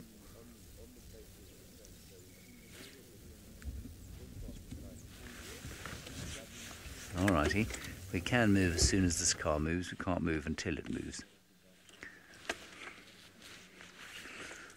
No, I'm moving, I don't care.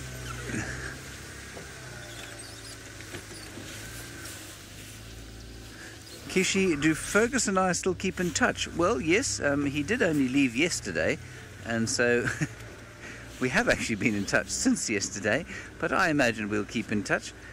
Our parents both keep homes in Kenton-on-Sea, a little town not far from Port Elizabeth in the Eastern Cape.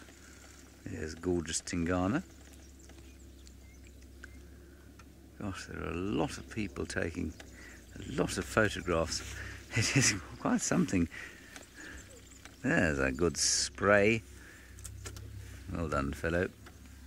He is marking his territory, of course. There's also one chap using a cell phone, which is possibly the fellow who's going to take the best photograph.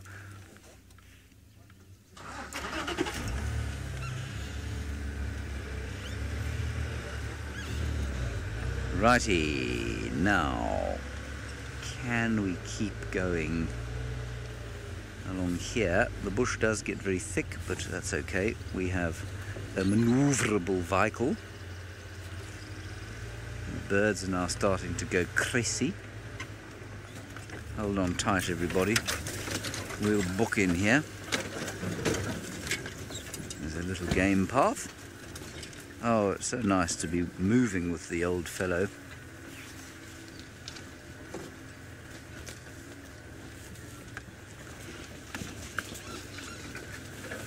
And there's a little bit of bush we're going to have to push through here.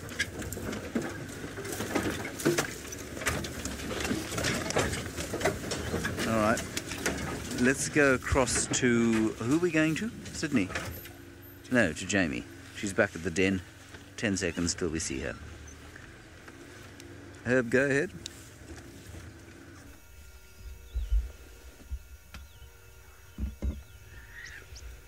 Well, it appears as though we are not the only visitors at a North Clan's den site. The herd of elephants that we were with earlier has now apparently tripled in size. Obviously other elephants came out from around the area and has started moving in this direction. Elephants don't like predators at all, particularly not strong-smelling predators, so wild dogs and hyenas offend them to their very, very core. Waffles is keeping a very close eye on them. That basically precludes the chance of us seeing the cubs for now, until these elephants have come past. I don't think she's going to bring them out. She's going to be too anxious of the potential threat. Now, these elephants are unlikely to cause any harm to the cubs. However, they could walk over the den site and over the tunnels and potentially collapse them. I don't think they will, though, because they equally are good at avoiding holes and potential injury. So I don't think they're going to, but that's a possibility. These guys in front of me, the hyenas in front of me, could end up really, truly irritating the elephants, which is why I put myself in a position where I can make a strategic, not exit, retreat. A strategic retreat, if necessary, because elephants get very cross, and when they get very cross, they're not terribly discerning when it comes to who they take their irritation out on.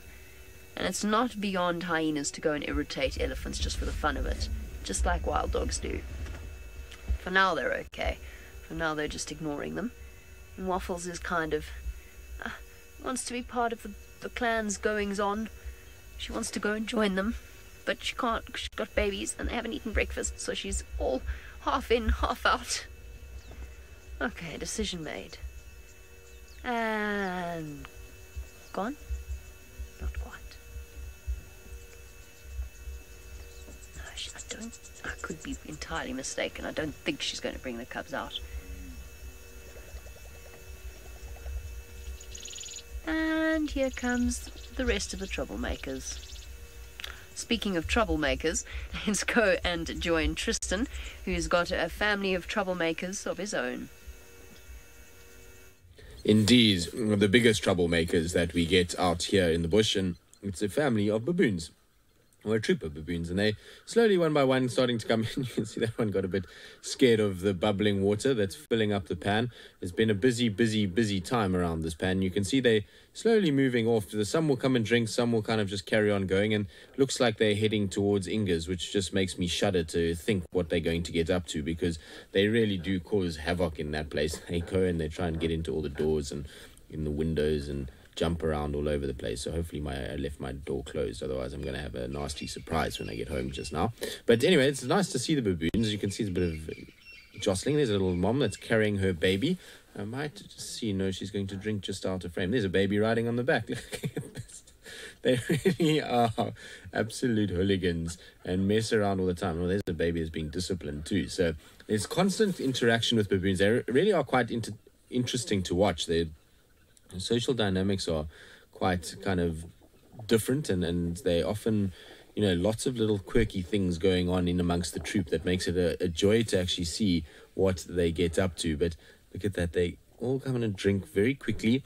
I would imagine the smell of the 4 leopards that were there last night is making them a little on the jumpy side. Although a baboon is a tough animal. It's an animal that I've seen chase leopards many times, particularly if it's young leopards. So like Klalamba, Hosanna, they would get the run around from baboons, and so you'd have to be quite careful. But you can see slowly but surely they're kind of all coming up and having a drink and messing about and taking it well, just as life comes, you'll find that they are pretty entertaining animals. Right, now we're going to let other viewers join us on our various platforms for the nest. So I'm just going to hold off speaking quickly.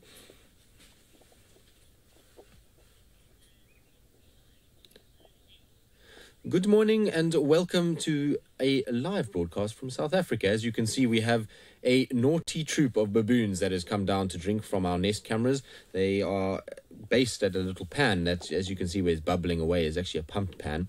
And that means that it's the best water in the whole area for everybody to drink. And so lots and lots and lots of animals come here. But this is, I think, only the second time we've had the baboons actually drinking in front of the camera. And they've probably starting their day. They would have descended from trees as the sun has just risen. And they are now on their way to go and forage and look for food. And so on their way to do that, they will have a bit of a drink. And you can see multiple different members coming down. This is a young male that's just sat down to drink at the moment. And we've had some of the big boys already. And we've had a lot of the young ones also messing about, and you'll find that they are quite full of energy. They run around and play. You can see here comes lots of the little babies who generally are up to no good, and they'll jump on the backs of others and play and run around all over. And Deborah, you say you could watch baboons all day. They find them very interesting. They are very, very interesting animals. They really are amazing to kind of watch. There are lots and lots of energy, particularly the young ones. You can see them coming up on the bank. Now, I forgot to mention that you can interact with us. So if you have any questions or comments like Deborah has,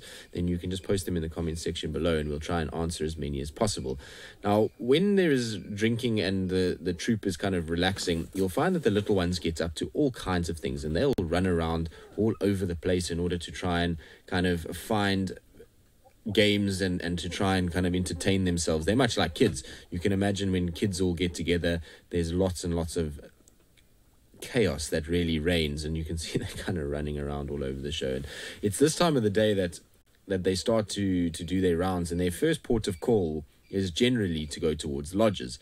And the reason why they do that is they know that at this time of the day is that everybody's out on game drive, and therefore there's unsuspecting victims that they can be taken. And what they do is they go and they'll check every single room and door and make sure that just check if anybody left anything open that they can potentially then go and steal what's inside. Now you'll see that there is also a Nyala bull that is going to come round, and I'm going to try and see if I can change cameras quickly just to see which one is going to be better. We've got a few different cameras that are around, so there we go. There's some more of the troop that's busy drinking. You'll find there come some little ones. The light's a little bit better. Oh, that one got a bit of a fright and just jumped out the way. So you're having a bit of a drink now, some of the little ones. And the Nyala bull should also come round at some point to have a drink. I don't know if it'll come round to exactly where the baboon is. You can see that baboon is running away. So I would imagine that the Nyala bull is somewhere there. We're going to go back to the other camera just to see if they're still there. No, they've run from that area too. Our Nyala's also run from there. So where's our Nyala? There comes our Nyala. Our Nyala's just sneaking in to the edge of the frame. You can just see its horns starting to drink, and so it's drinking in the worst possible place in between the two cameras. And you can see also the baboons are moving away. Right, now it's been a wonderful thing to see the baboons come down and drink. I hope that you enjoyed it, and so we will go live again if anything else does make its way down to the pan on a beautiful winter's morning. Until then, we'll see you all next time.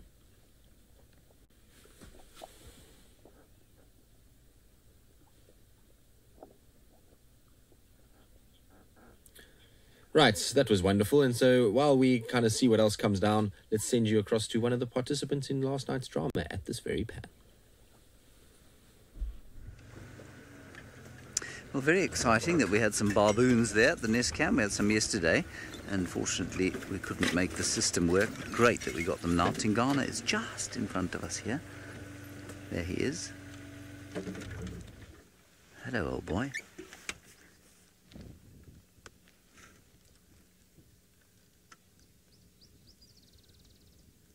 He's just walking along another little game path. Isn't it lovely? It's just such a perfect little path for him to walking along. Lovely shade on either side, bit of greenery, winter vegetation still, gentle breeze, golden pelage. Very nice.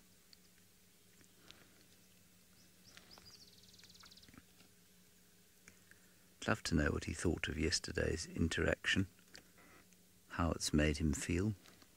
more or less confident. What's precipitated his move down to the south here.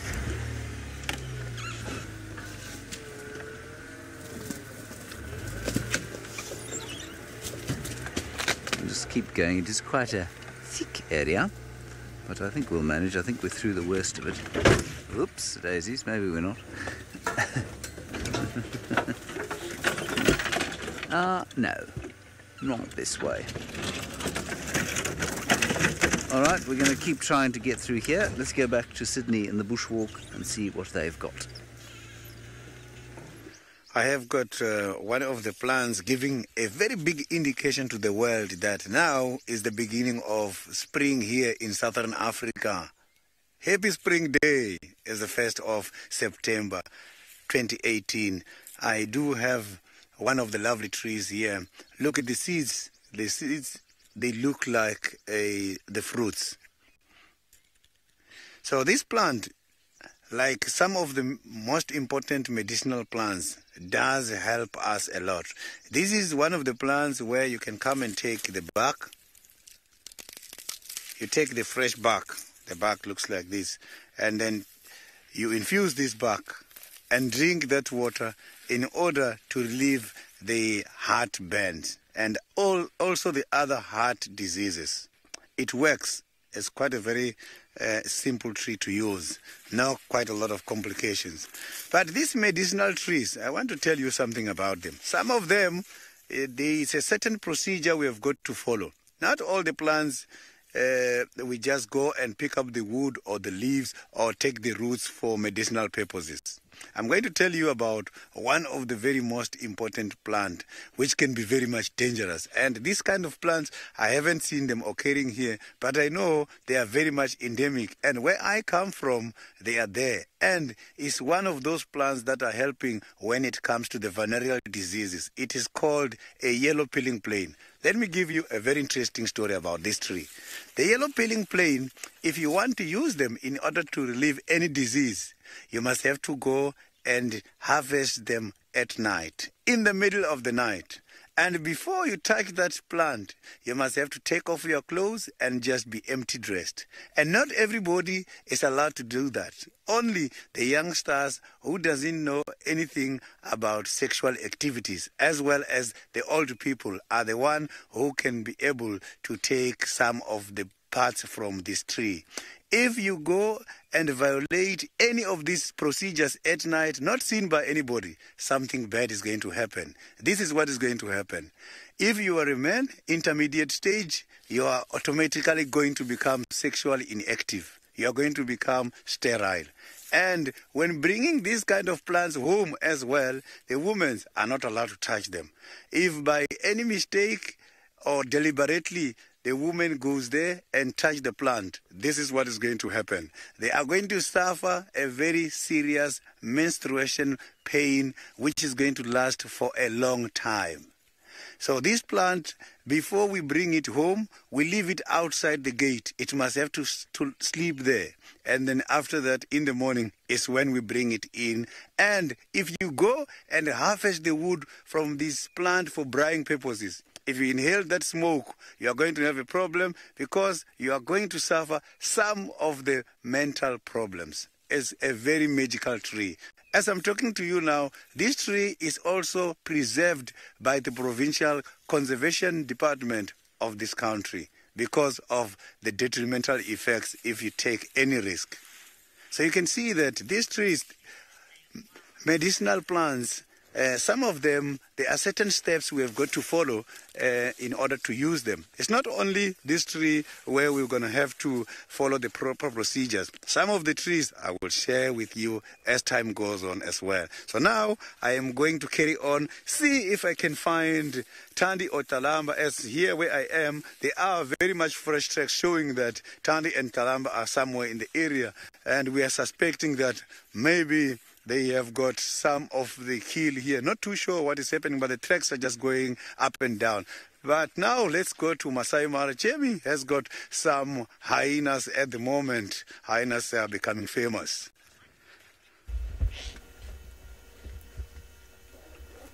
Everything's really calmed down now around the den site, and everyone's left, which I was hoping would be enough to coax Waffles' cubs out of the den. I'm torn now, because everybody's left. Yes, girl. Don't worry, everyone's gone. Except the elephants, they're still here. But they're far enough away that I don't think they would bother her too much. The closest one is this youngster over here, and and the big cow, I don't think they're going to come after her. I don't know if it's a risk that she'd be willing to take, though. The rest of the clan have run quite far away. I don't know where they're heading to. I might try and follow them a little bit later. It's just always frustrating, you know, and you put patience and hours in. I suppose it's just what it takes. Hold on. Hold on. I don't hear anything. But she's not settled. And I know that she doesn't like sleeping in that cramped space. So if she can, she'll bring them out.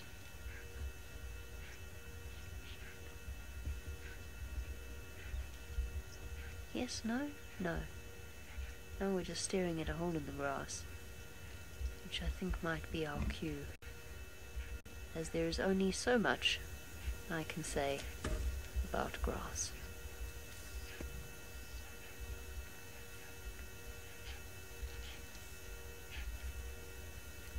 I'm going to give it 5 more minutes, and then I'm going to leave and... Waffles! You horrible hyena. I'm going to give it 5 more minutes and see what happens, but while we wait, so you don't have to look at just grass and Waffles' head, let's go back to Tingana.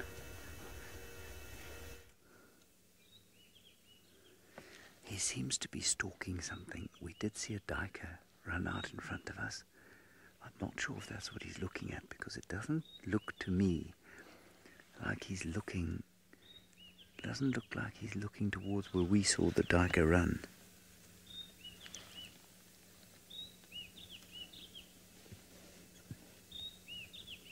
I will tell you that Thandi and Claramba have also been found not far from here. Oh, he's getting close now, and we were so close to them earlier. I can't see what he's looking at, and I don't want to move too much. We can just ease forward slightly. I'm just going to roll slightly forward.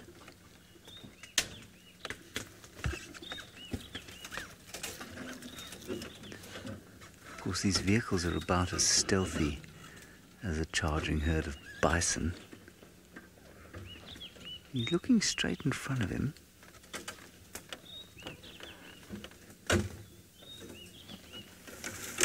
Oh, shut up, bush. Okay, I'm going to stop here. I know that's not the best picture of Tingana we've ever had, but at least it does have his eye in it. And you can see that he's looking fixedly in front of him. At what? Well, we just don't know.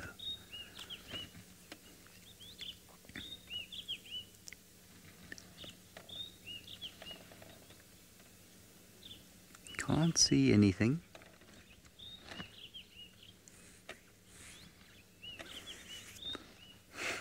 Yeah, Olinda, Hukumuri has pretty much left the area. And I suspect that Hukumuri may well come back to the area, just on the western fringes of Tingana's realm. He's been very preoccupied of late with mating, and that's been with Tiani and with Shidulu. And as long as there's mating going on, and as long as he's not feeling any pressure from his western boundary, he's just not going to come and spend too much time on Juma. And also, with this guy shouting his head off around Galago Pan every night, there's no reason for Hukutumori to come here. He thought initially that this was going to be part of his domain. He started marking territory in this area. And then Tingana got better, came back up here, and, well, there's been very little sign of him since. Remember, there was a time that Tingana appeared with that squonk ear and limping badly, and we thought maybe he'd had a fight with Hukumuri. or perhaps some hyenas, but we weren't sure. And he healed within 2 weeks again and was carrying on.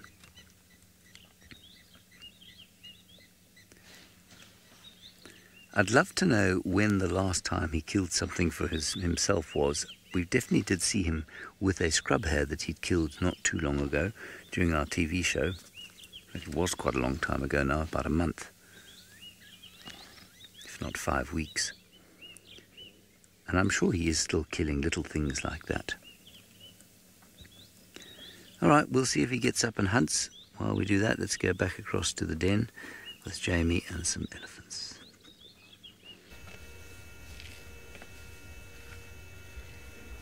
Well, we've had a slight change of circumstance here. He spotted her. Waffles, move. Move, Waffles. Waffles, move. Waffles, move.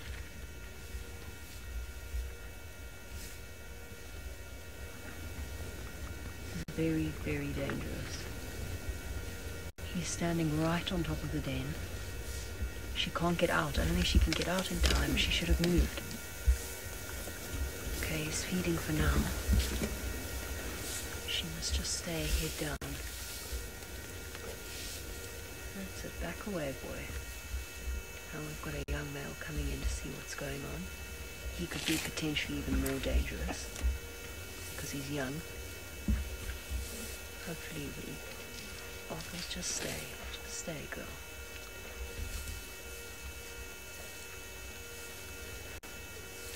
Now flanked on both sides. She's got absolutely nowhere to go. There's nothing we can do in this situation except watch. If he wants to, he could stand on her. I'm hoping he doesn't want to. Okay. I think it's time that we brought in a wider audience just to see how this plays out.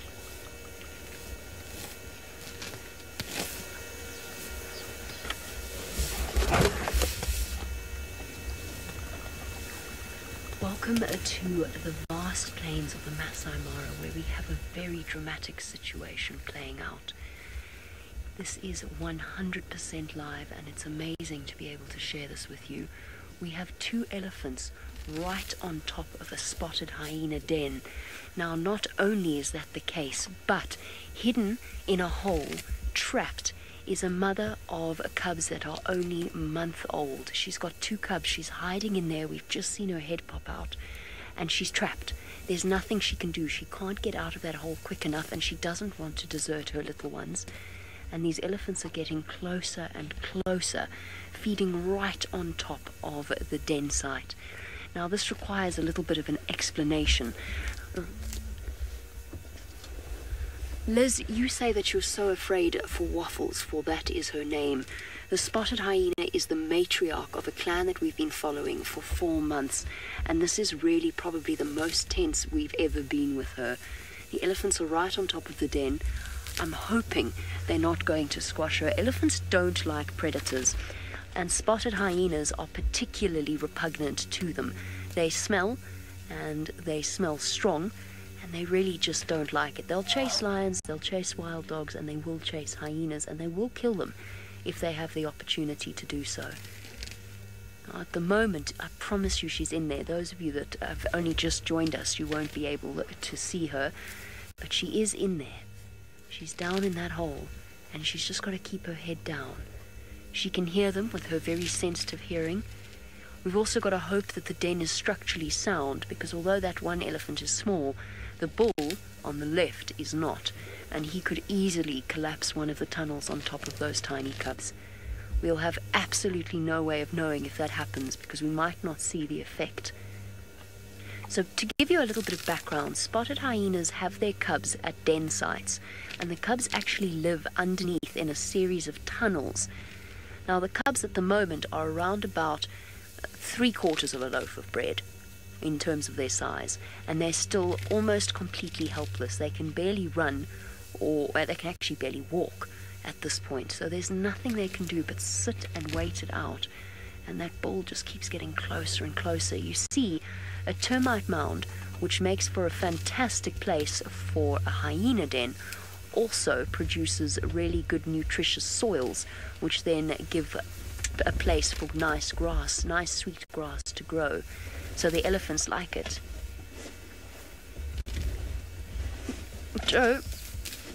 Joe says, please don't make a pancake out of poor Waffles. That is exactly how we feel, Joe. That was very clever, by the way. Waffles has been named by the hyena researchers of the Masai Mara. Each one is given a name to keep track of them. So yes, we're hoping that Waffles is not made into a pancake by the elephants. Oh, it's so close. It's so close. They must be able to smell her. They must be able to smell this den.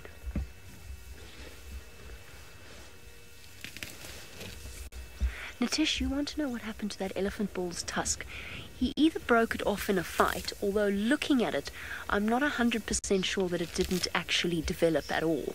I think there might have been, some elephants just don't grow tusks, some don't. Usually it's both tusks though, so I think it's the possibility that he was injured or he damaged that tooth. Remember, a tusk is a tooth. So you do get faulty ones just in the same way that some people have cracked teeth or damaged root systems, and that's probably what happened to him. And it could actually potentially have caused him an enormous amount of pain because it's broken off, if it has broken off, right at the base.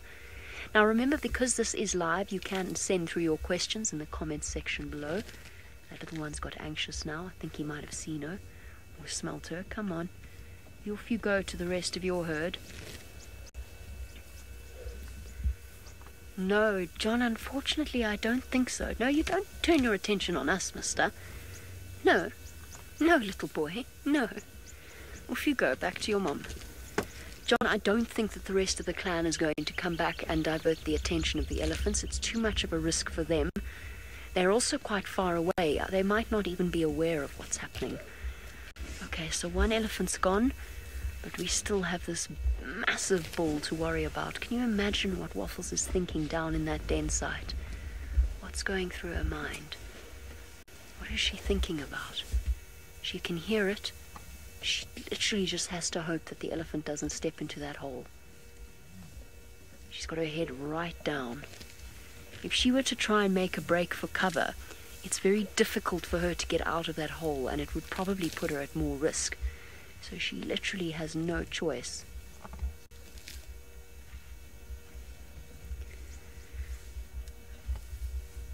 He's smelling.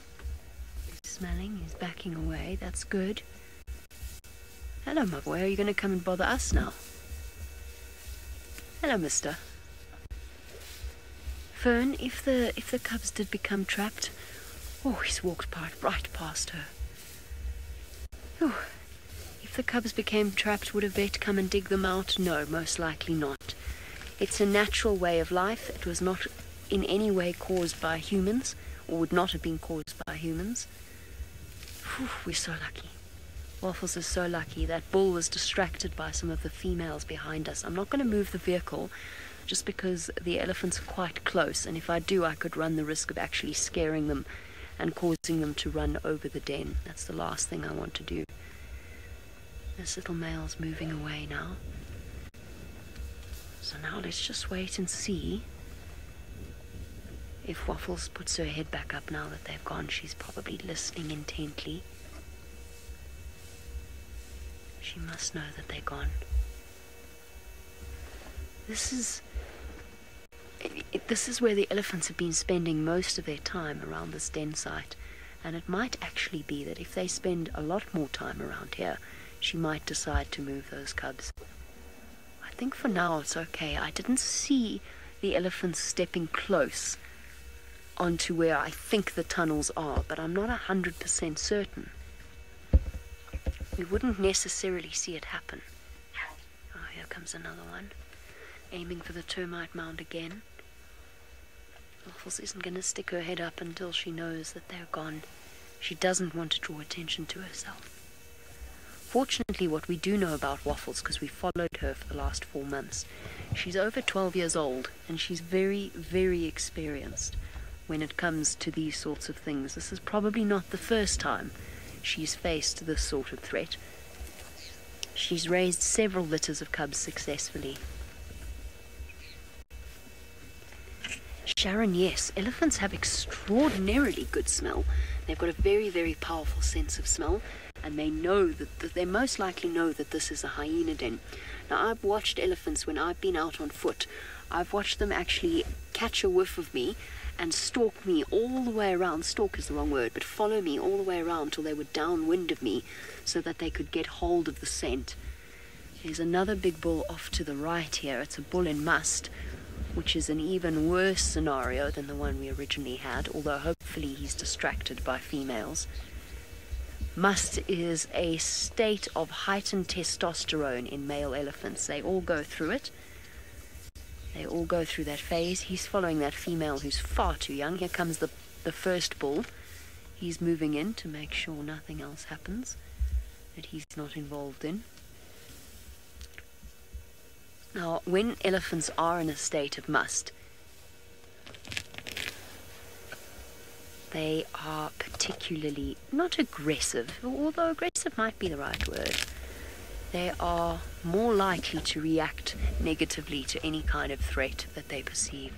Cassandra says she's definitely team hyena on this one, and I promise you, for those who perhaps haven't watched our live safaris regularly, you would be too if you'd seen Waffles' two little fluff balls. They are absolutely adorable and so tiny and so vulnerable.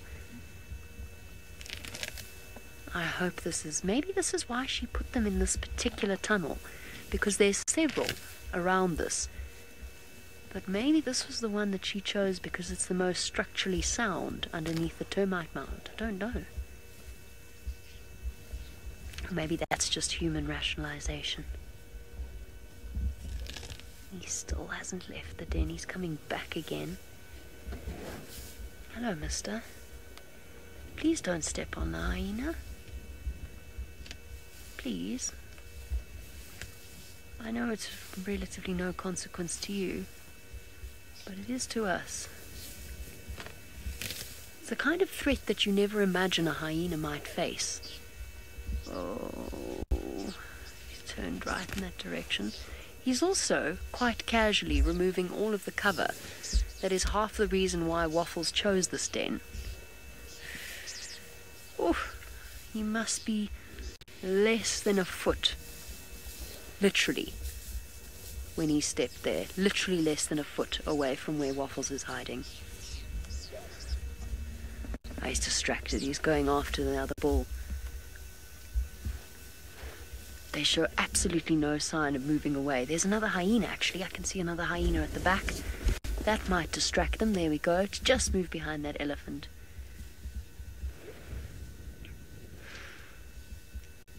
We're going to sit and wait patiently to see whether or not Waffles pops her head back up and brings her cub out only once the threat has passed. So for now, it is a farewell from us here in the Masai Mara. Thank you so much for joining us. Oh, shame that elephant's got a nasty injury on her trunk. Thank you so much for joining us. Remember, the safari continues. All you have to do is Google SafariLive and you can find out exactly how this all plays out.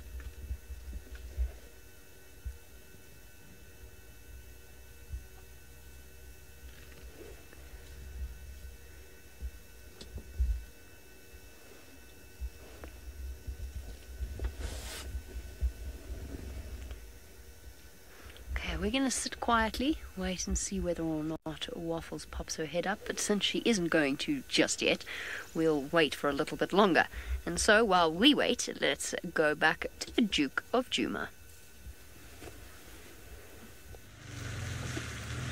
Well, the Duke has unfortunately disappeared into some bushes that I cannot get into at this stage. But I will tell you that there is a steenbok, at least a steenbok, and there's a duiker lying in his direct path. He's coming this way. He'll pop out here at some stage.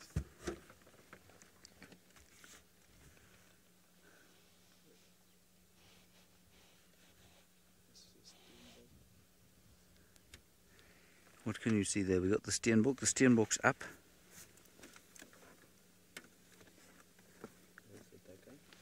we can see the duiker as well. 2 dwarf antelope. No, that's the steenbok. The duiker was to the right. But don't worry about it. There. It's running? Yeah. It's him that... Did he catch it? No, it didn't. Are you sure? How do you know, Senzo? I see... Did you see the leopard? Yeah. You did? Yeah. Going that way? Yeah. All right, well, we definitely saw some running there, everybody. There we go, I can hear some alarming now. The duiker normally makes a distress call if it gets caught. It goes, ah! Really, it does. And it didn't do that, so unless Tingana grabbed it by the throat, then I don't think he's been successful. There's a great consternation now amongst the birds in this little thicket here.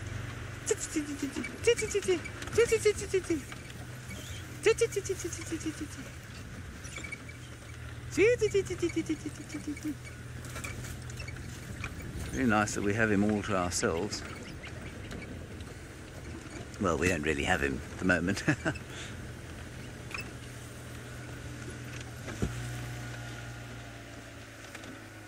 Senzo, can you see the leopard? There's a squirrel going... You got him. At my body? 11 o'clock. Well spotted, Senzo. Yes, I can see him. He's going after Steinbock now. Oh, here comes Steinbock, going to jump into the car. Well done, Senzo. Good job. Senzo's eyes are well rested after his leave, as you can see. Well, his wallet has had a hole burned in it, I'm sure.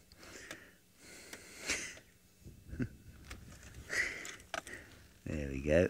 All right, let's carry on. Tends to happen when you're on leave. You forget that things actually cost money. Sit in a camp, there's nothing to buy. Suddenly you go on leave and, oh, look at all of the stuff that we can get. And there's a disconnect between that and your salary. Giraffe girl, I'm sorry you can't take the stress of these animals tonight. Might I suggest a stiff drink or perhaps a Valium? But yes, I know what you mean. It is a little stressful with the amount of jeopardy on offer this afternoon or this evening. There he's crossing the road now. Good old Dukey boy. I think you wonder if he's not trying to head towards Tundi and Tlalamba. They weren't too far north of where we are now.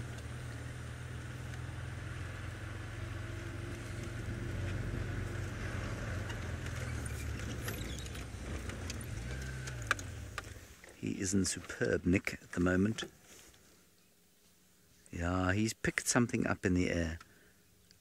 And this is not far from where Tundi and Tlalamba were.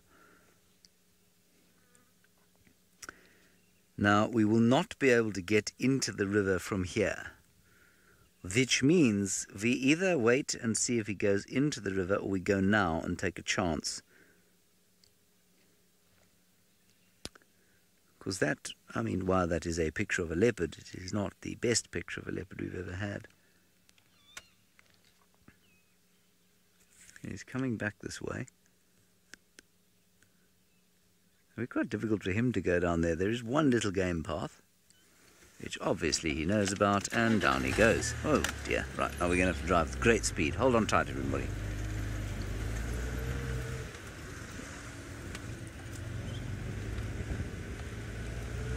Don't want to miss him.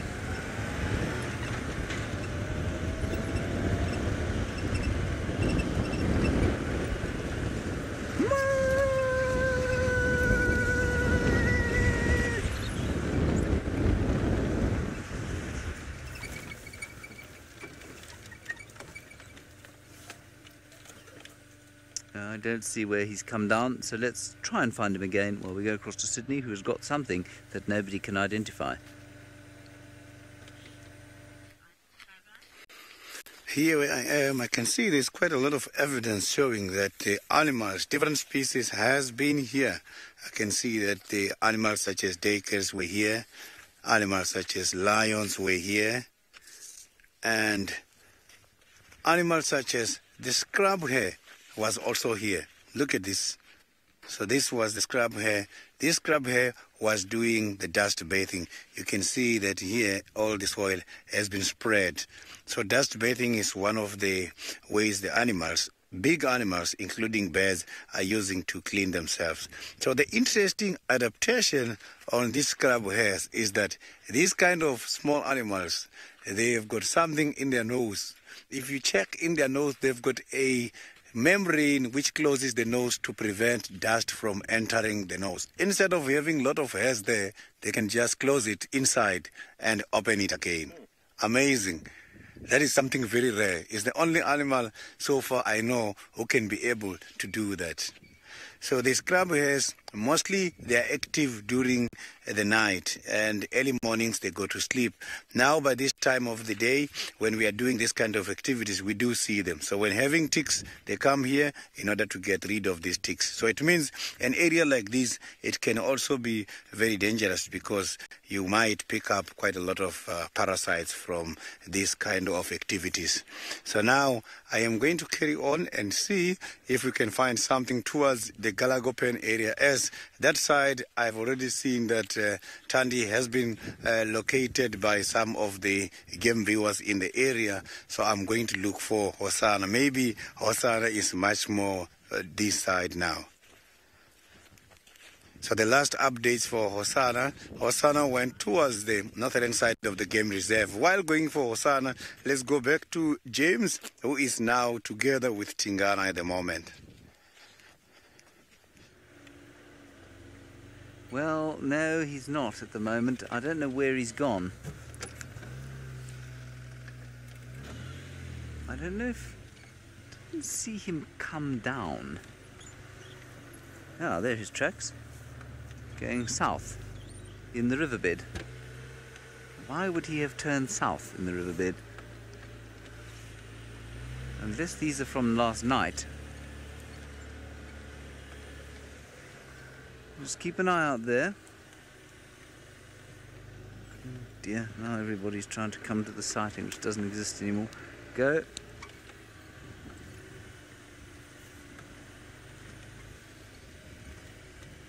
Negative, no visual. You got him?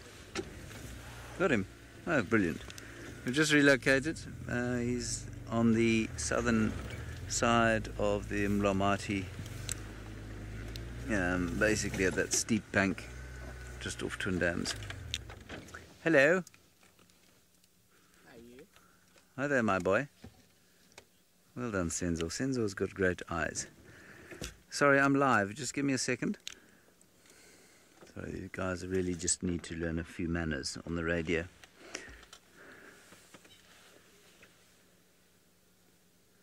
Good. Well, he seems to be still.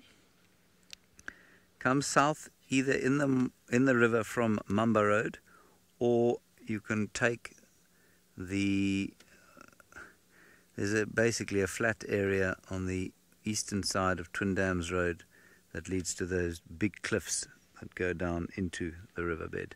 Either way, you'll find him there.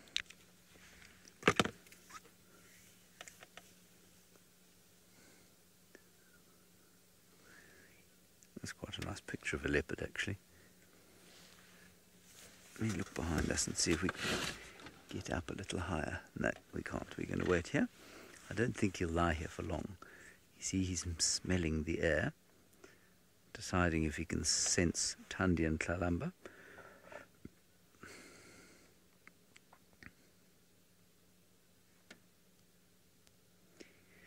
Now, those tracks, when I said those tracks were along the riverbed there, those are not him, not from now.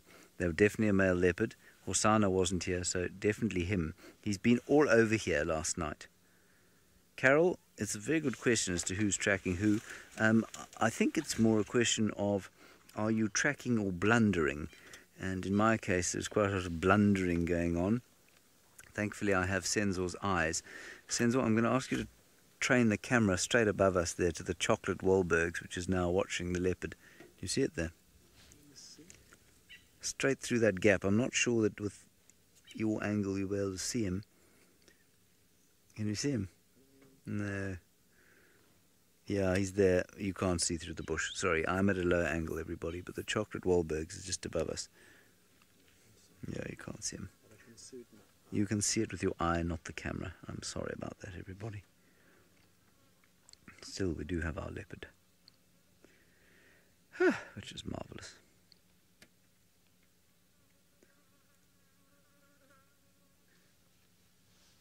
He's pretty alert for a leopard at this time of the day. And I'm sure he's just getting a little bit of whiff of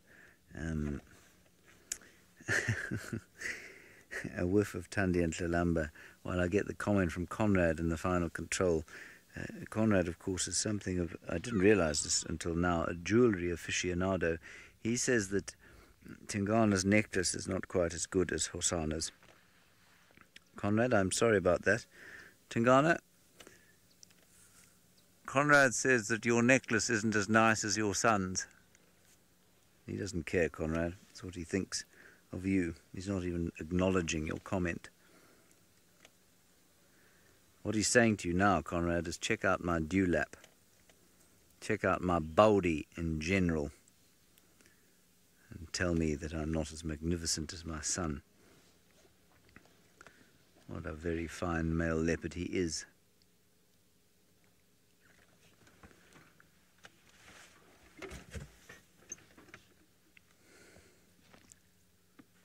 Okay, we can move. This animal is now mobile south in the drainage. Ooh.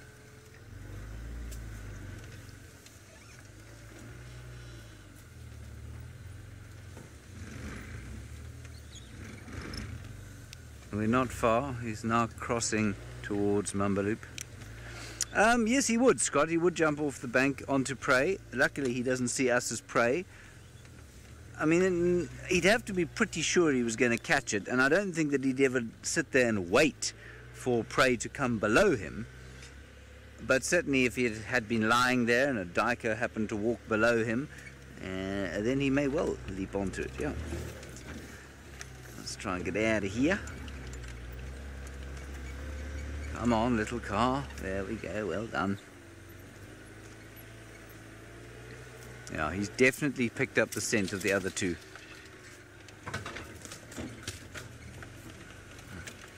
This is not far from where they were found. They're a long way from here now, but it's not far from where they were found earlier.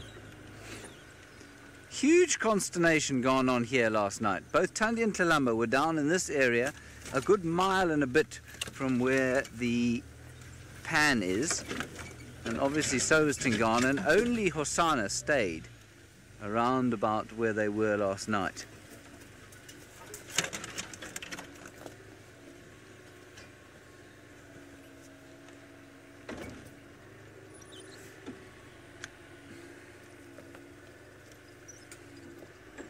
He's just wandering along next to us here.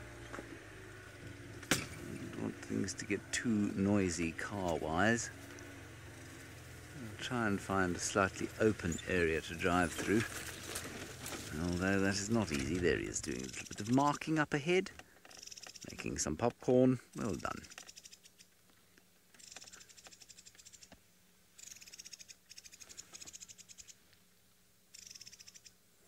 Buffalo photo, for us, the smell of cat scent mark won't last longer than a few hours or so. But for them, it obviously lasts probably weeks if there isn't rain. He'll be able to smell that weeks from now, I suspect, where we obviously would not, with our inferior olfactory skills and senses. Oh, more, oh.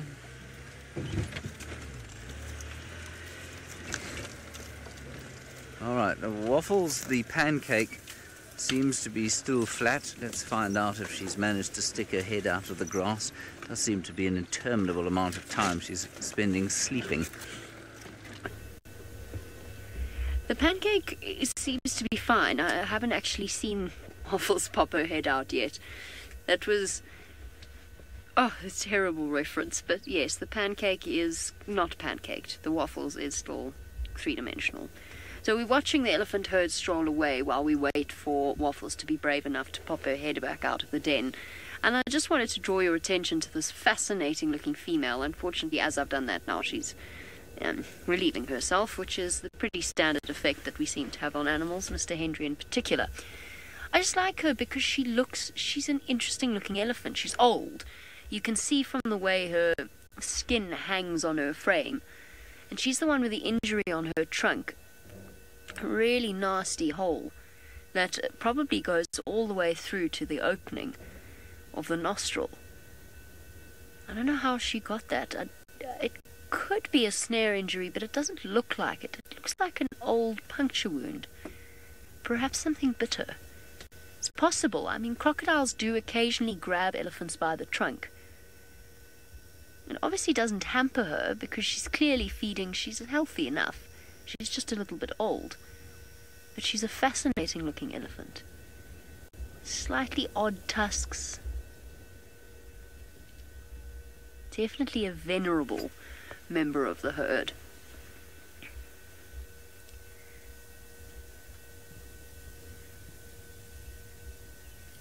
Bobby, you want to know what the huge bump on the back of the elephants is? That's their shoulders, and then where the spine connects to the shoulder blades, that sort of axis of all those joints. So if you look at the vertebra of big animals like elephants and giraffe and so on, they've got incredibly large processes, vertebral processes, where the muscles and the tendons attach. Funnily enough, we were actually talking about this yesterday with respect to giraffe, but it applies to elephants as well. Their heads are heavy, and they need to be a muscle attachment points. The shoulders need to be able to support that entire weight of both the head on one side and then of course the back and the middle part of the elephant as well. So it makes sense for them to be large and solid, and as a result they stick up just a little bit. If you have a look, if you Google an elephant skeleton, you'll get a really good idea as to just how it all fits together. I don't think I have a picture of an elephant skeleton with me at the moment, but they are beautifully designed for what they are, which is a very heavy animal that walks all day and very seldom lies down to take the weight off their bones. They might lean against a tree, they might lean against one hip, just as humans do occasionally, just to sort of rest our weight. We shift from one hip to the other. But essentially their whole body's got to be designed to be able to take the massive weight of their bodies constantly. It's actually fascinating looking at an elephant's skeletal structure, particularly their feet. I think if you have a look at those images, you'll be fascinated by the way that the bones are structured, because they do essentially walk on their tiptoes. It doesn't look like it because of the way the foot's designed. They've got flat feet. But if you look at the way the bones are structured, it's not like a human's. We've got a plantar-grade foot structure where literally our heel is flat down on the floor and our entire weight rests distributed from our toes to our heel, or at least it can be. Whereas with elephants, their toe joints, so their phalanges and their metatarsals and their metacarpals in the front, are extended slightly, so it looks as though they're walking on tiptoe, but then a sort of spongy base underneath helps to distribute the weight and make sure that they are not crushing those bones. But you can imagine how big an elephant's bones have to be in order to support its weight.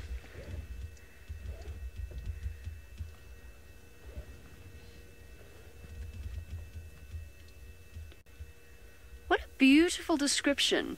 Our Laura Moore described the texture of that particular female, and she unfortunately has now wandered almost beyond our view, or she's about to disappear.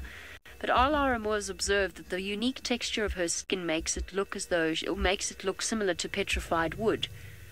That is a really good description. That's a beautiful description.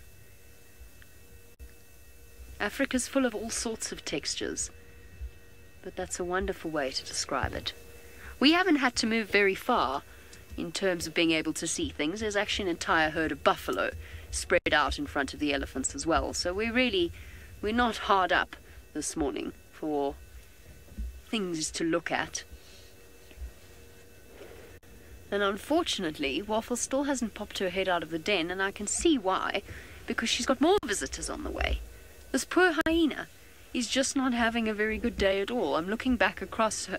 Let's just check. You can have a look and see. She's still there. She definitely hasn't moved, because, well, we would have seen her move. So she's tucked away, hidden, secret and safe. There's some grass for you to look at. But now, if we look behind that, you can have a look and see who else is on their way. Which is really not ideal, because I would really like the cubs to come out and say hello to you for the end of the sunrise safari.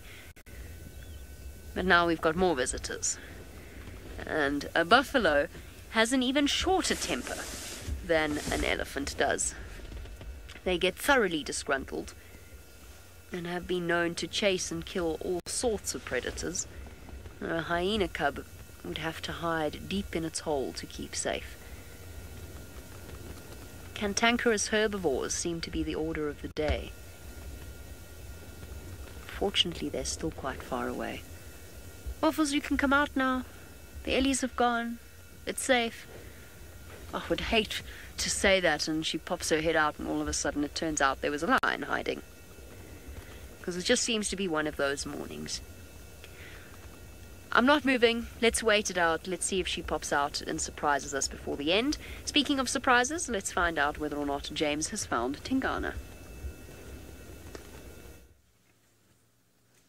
Yes, we're still with Tingana. He is definitely smelling where Thandi and Tlalamba have been. And I think, very interestingly, there must be a reason for this.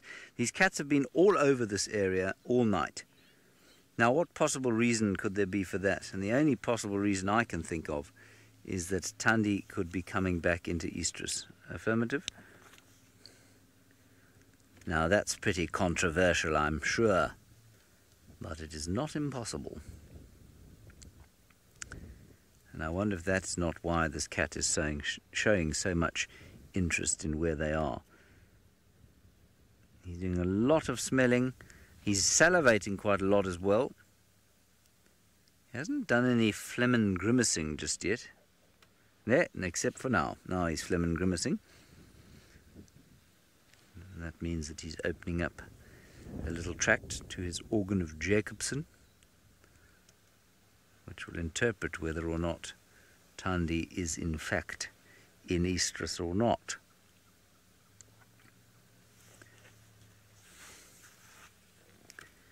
He's under this gori bush here where we are. He's smelling here. Oh my goodness gracious me. I'm sorry everybody, the Game Drive radio is quite awesome this morning.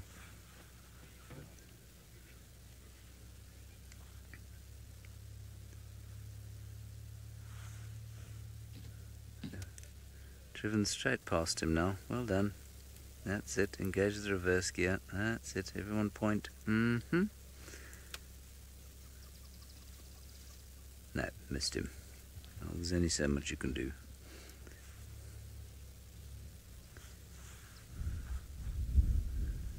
Definitely smelling Thandi and Tlalamba. I'm just listening to Andrew on the radio, who says that this is where they were playing earlier.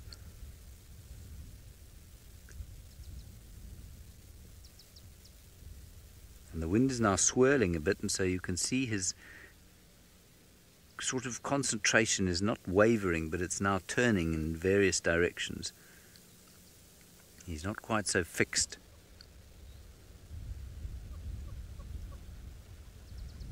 What's interesting is that they left each other sometime during the night. Why did they do that? Now, why is he looking for them again?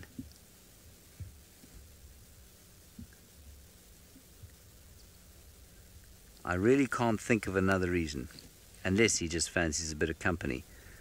And I don't say that facetiously. The more that we have watched this interaction between these four leopards over the last little while, the more convinced I am, or not convinced, the less sure I am that they truly like being solitary all the time, and the less sure I am that animals don't just seek out company for the sake of seeking out company the same way that we do. I mean, we do it for very good evolutionary reasons, but there's no reason that they perhaps don't do the same thing. All right, now the site of the first leopard from the morning is being visited by Sydney. So I'm trying to check here if I can find some tracks of animal coming to drink. This water is one of the waters that are most needed by quite a lot of different tribes. You can ask Hebi, he will tell you. I'm sure also the Shangans, as Hebi is Shangan, they are also using this. So some of the people, when looking for a lot of respect, here is where they come. They must come here with a bottle, collect this water, and then they don't drink this water. They must have to take the water and mix it with some other waters and bath in order to gain a lot of respect, and also in order to chase some of the evil spirit. Is that not what you're doing as Shangans as well? Good morning, this is Hebi. That's what we normally do. It depends on the tribe. Some will prefer to use it like this, but some will mix it with some other stuff. And yeah, it's all about belief. Some, they've tried it before. I've tried it as well, but not quite sure if it worked for me. But I know, I was pretty much convinced that it did work very well. Yeah, because at the end of the day, I'm here and still enjoying my work, and that's what I was told. I must try and see if they all believe that this, like using this, is like a lucky charmer. Not quite sure though. No, it is true. I've seen that because I can see that a lot of people, they've got a lot of respect on you from these waters. So I'm just going to carry on and see if we can find something very interesting around here. So now let's go to Jamie. Jamie has got some buffaloes in Mara. I'm missing the buffaloes here in Juma.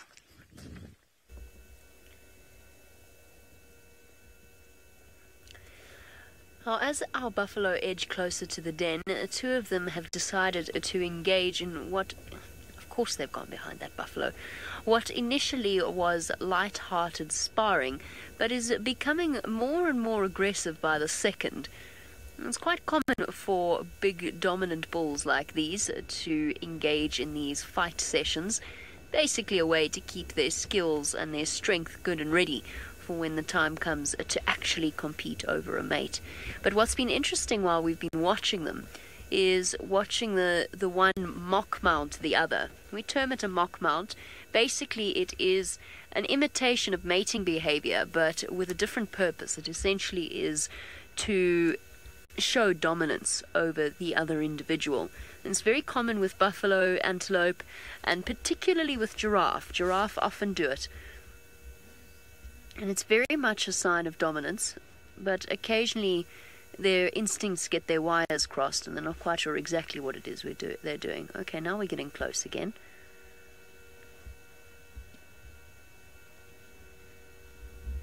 I don't think they're going to walk straight over this termite mound, and the reason I don't think they will is because I think that buffalo are going to be more cautious of walking where there's holes where they could potentially twist an ankle or a leg. Oh, I could be wrong. There's that standard buffalo look. Someone's obviously been having a jolly good mud bath.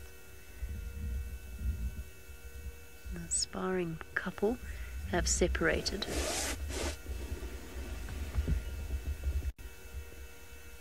Constant King, am I ever afraid of buffalo charging? I'm actually quite cautious. I would say most of us are quite cautious when we move around buffalo. We try not to take for granted that they are just going to walk past the vehicle, because they are quite big animals. And while it is very rare, they have been known to charge cars before. And in fact, recently a video did the rounds of a buffalo walking up to a car and then just losing its temper and sticking its horns under the car and actually lifting the entire car up. It was an interesting example of an animal we sometimes, although we shouldn't, but we try not to, take for granted. So yes, it's possible. I wouldn't say I'm afraid of buffalo charging. Now look at this one having a scratch. I wouldn't say I'm afraid of buffalo charging the vehicle, but I am cautious of them, and I have been chased around the Mara a few times, particularly by anxious herds that have had bad days already. Is your face itchy by any chance? Could you not scratch it on my hyena den? I say my hyena den. It sort of is though, because we found it. Better? Great. Oh, Waffles, what's happened to the neighborhood? It's gone to the buffalo.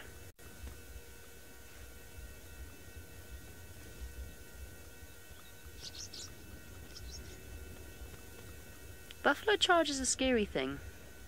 It's more of a risk when you're on foot than it is when you're on the vehicle. And the trick with buffalo, which wouldn't work very well for Waffles but would work for us, is intimidation. If they start moving into your one space, like the one that's looking at us over here, if they start moving into your space unnecessarily, if you haven't provoked it, then you've actually got to make sure that you maintain control over the situation. And if that has to be done by making a bit of noise or moving the car slightly towards them, not charging them with the vehicle, but just making a little aggressive movement, they'll interpret that. You've got to make sure that you maintain control, and then you move away as quickly as possible, as soon as you can, as soon as it's safe to do. We never want to enter into a battle of wills with an animal here.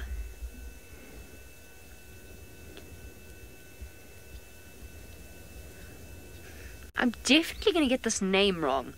Mr. Public or Mr. Public? It's one of the two. Oh, goodness. Okay, no, we're alright. We're a bit of a distance away. Wanting to know why the buffalo's fur or skin is so tatty? Kirsty says the latter, but the problem is I don't remember what I said as the latter. I think it was Mr. Public. Buffalo are quite prone to fungal diseases of the skin or parasite infections, so it could be any of those things. They do get mange. So you'll notice sort of balding patches where there's dry, scaly skin. There's different types of skin infection that they get. And they often rub themselves bald, trying to scratch those spots. Particularly, it's very common to see that around the eyes, which is very clear in this one. You can see those bald patches that look almost white in color from where it has rubbed the fur away, probably on a tree stump or another appropriate rubbing post. Or a hyena den, maybe. So it's common to see particularly older bulls with tatty fur. They seem to be more prone to it. But what they'll do is they'll go and they'll lie in the mud and they basically treat their skin conditions in that way. Hello. Good morning. Oh my goodness, what a day.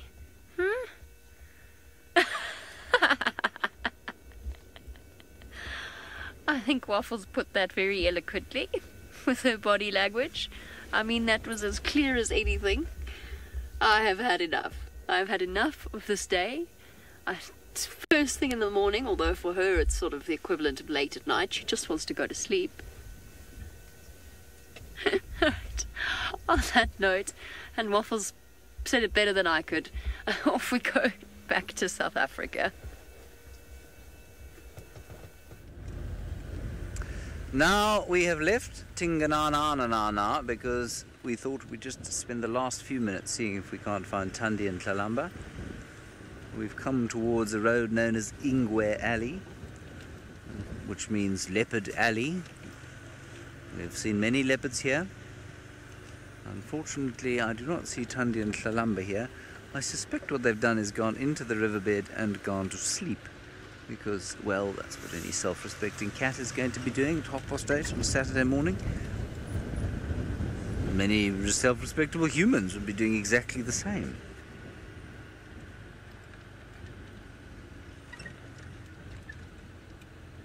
I don't see her in here, I'm afraid, but we'll start looking in here this afternoon.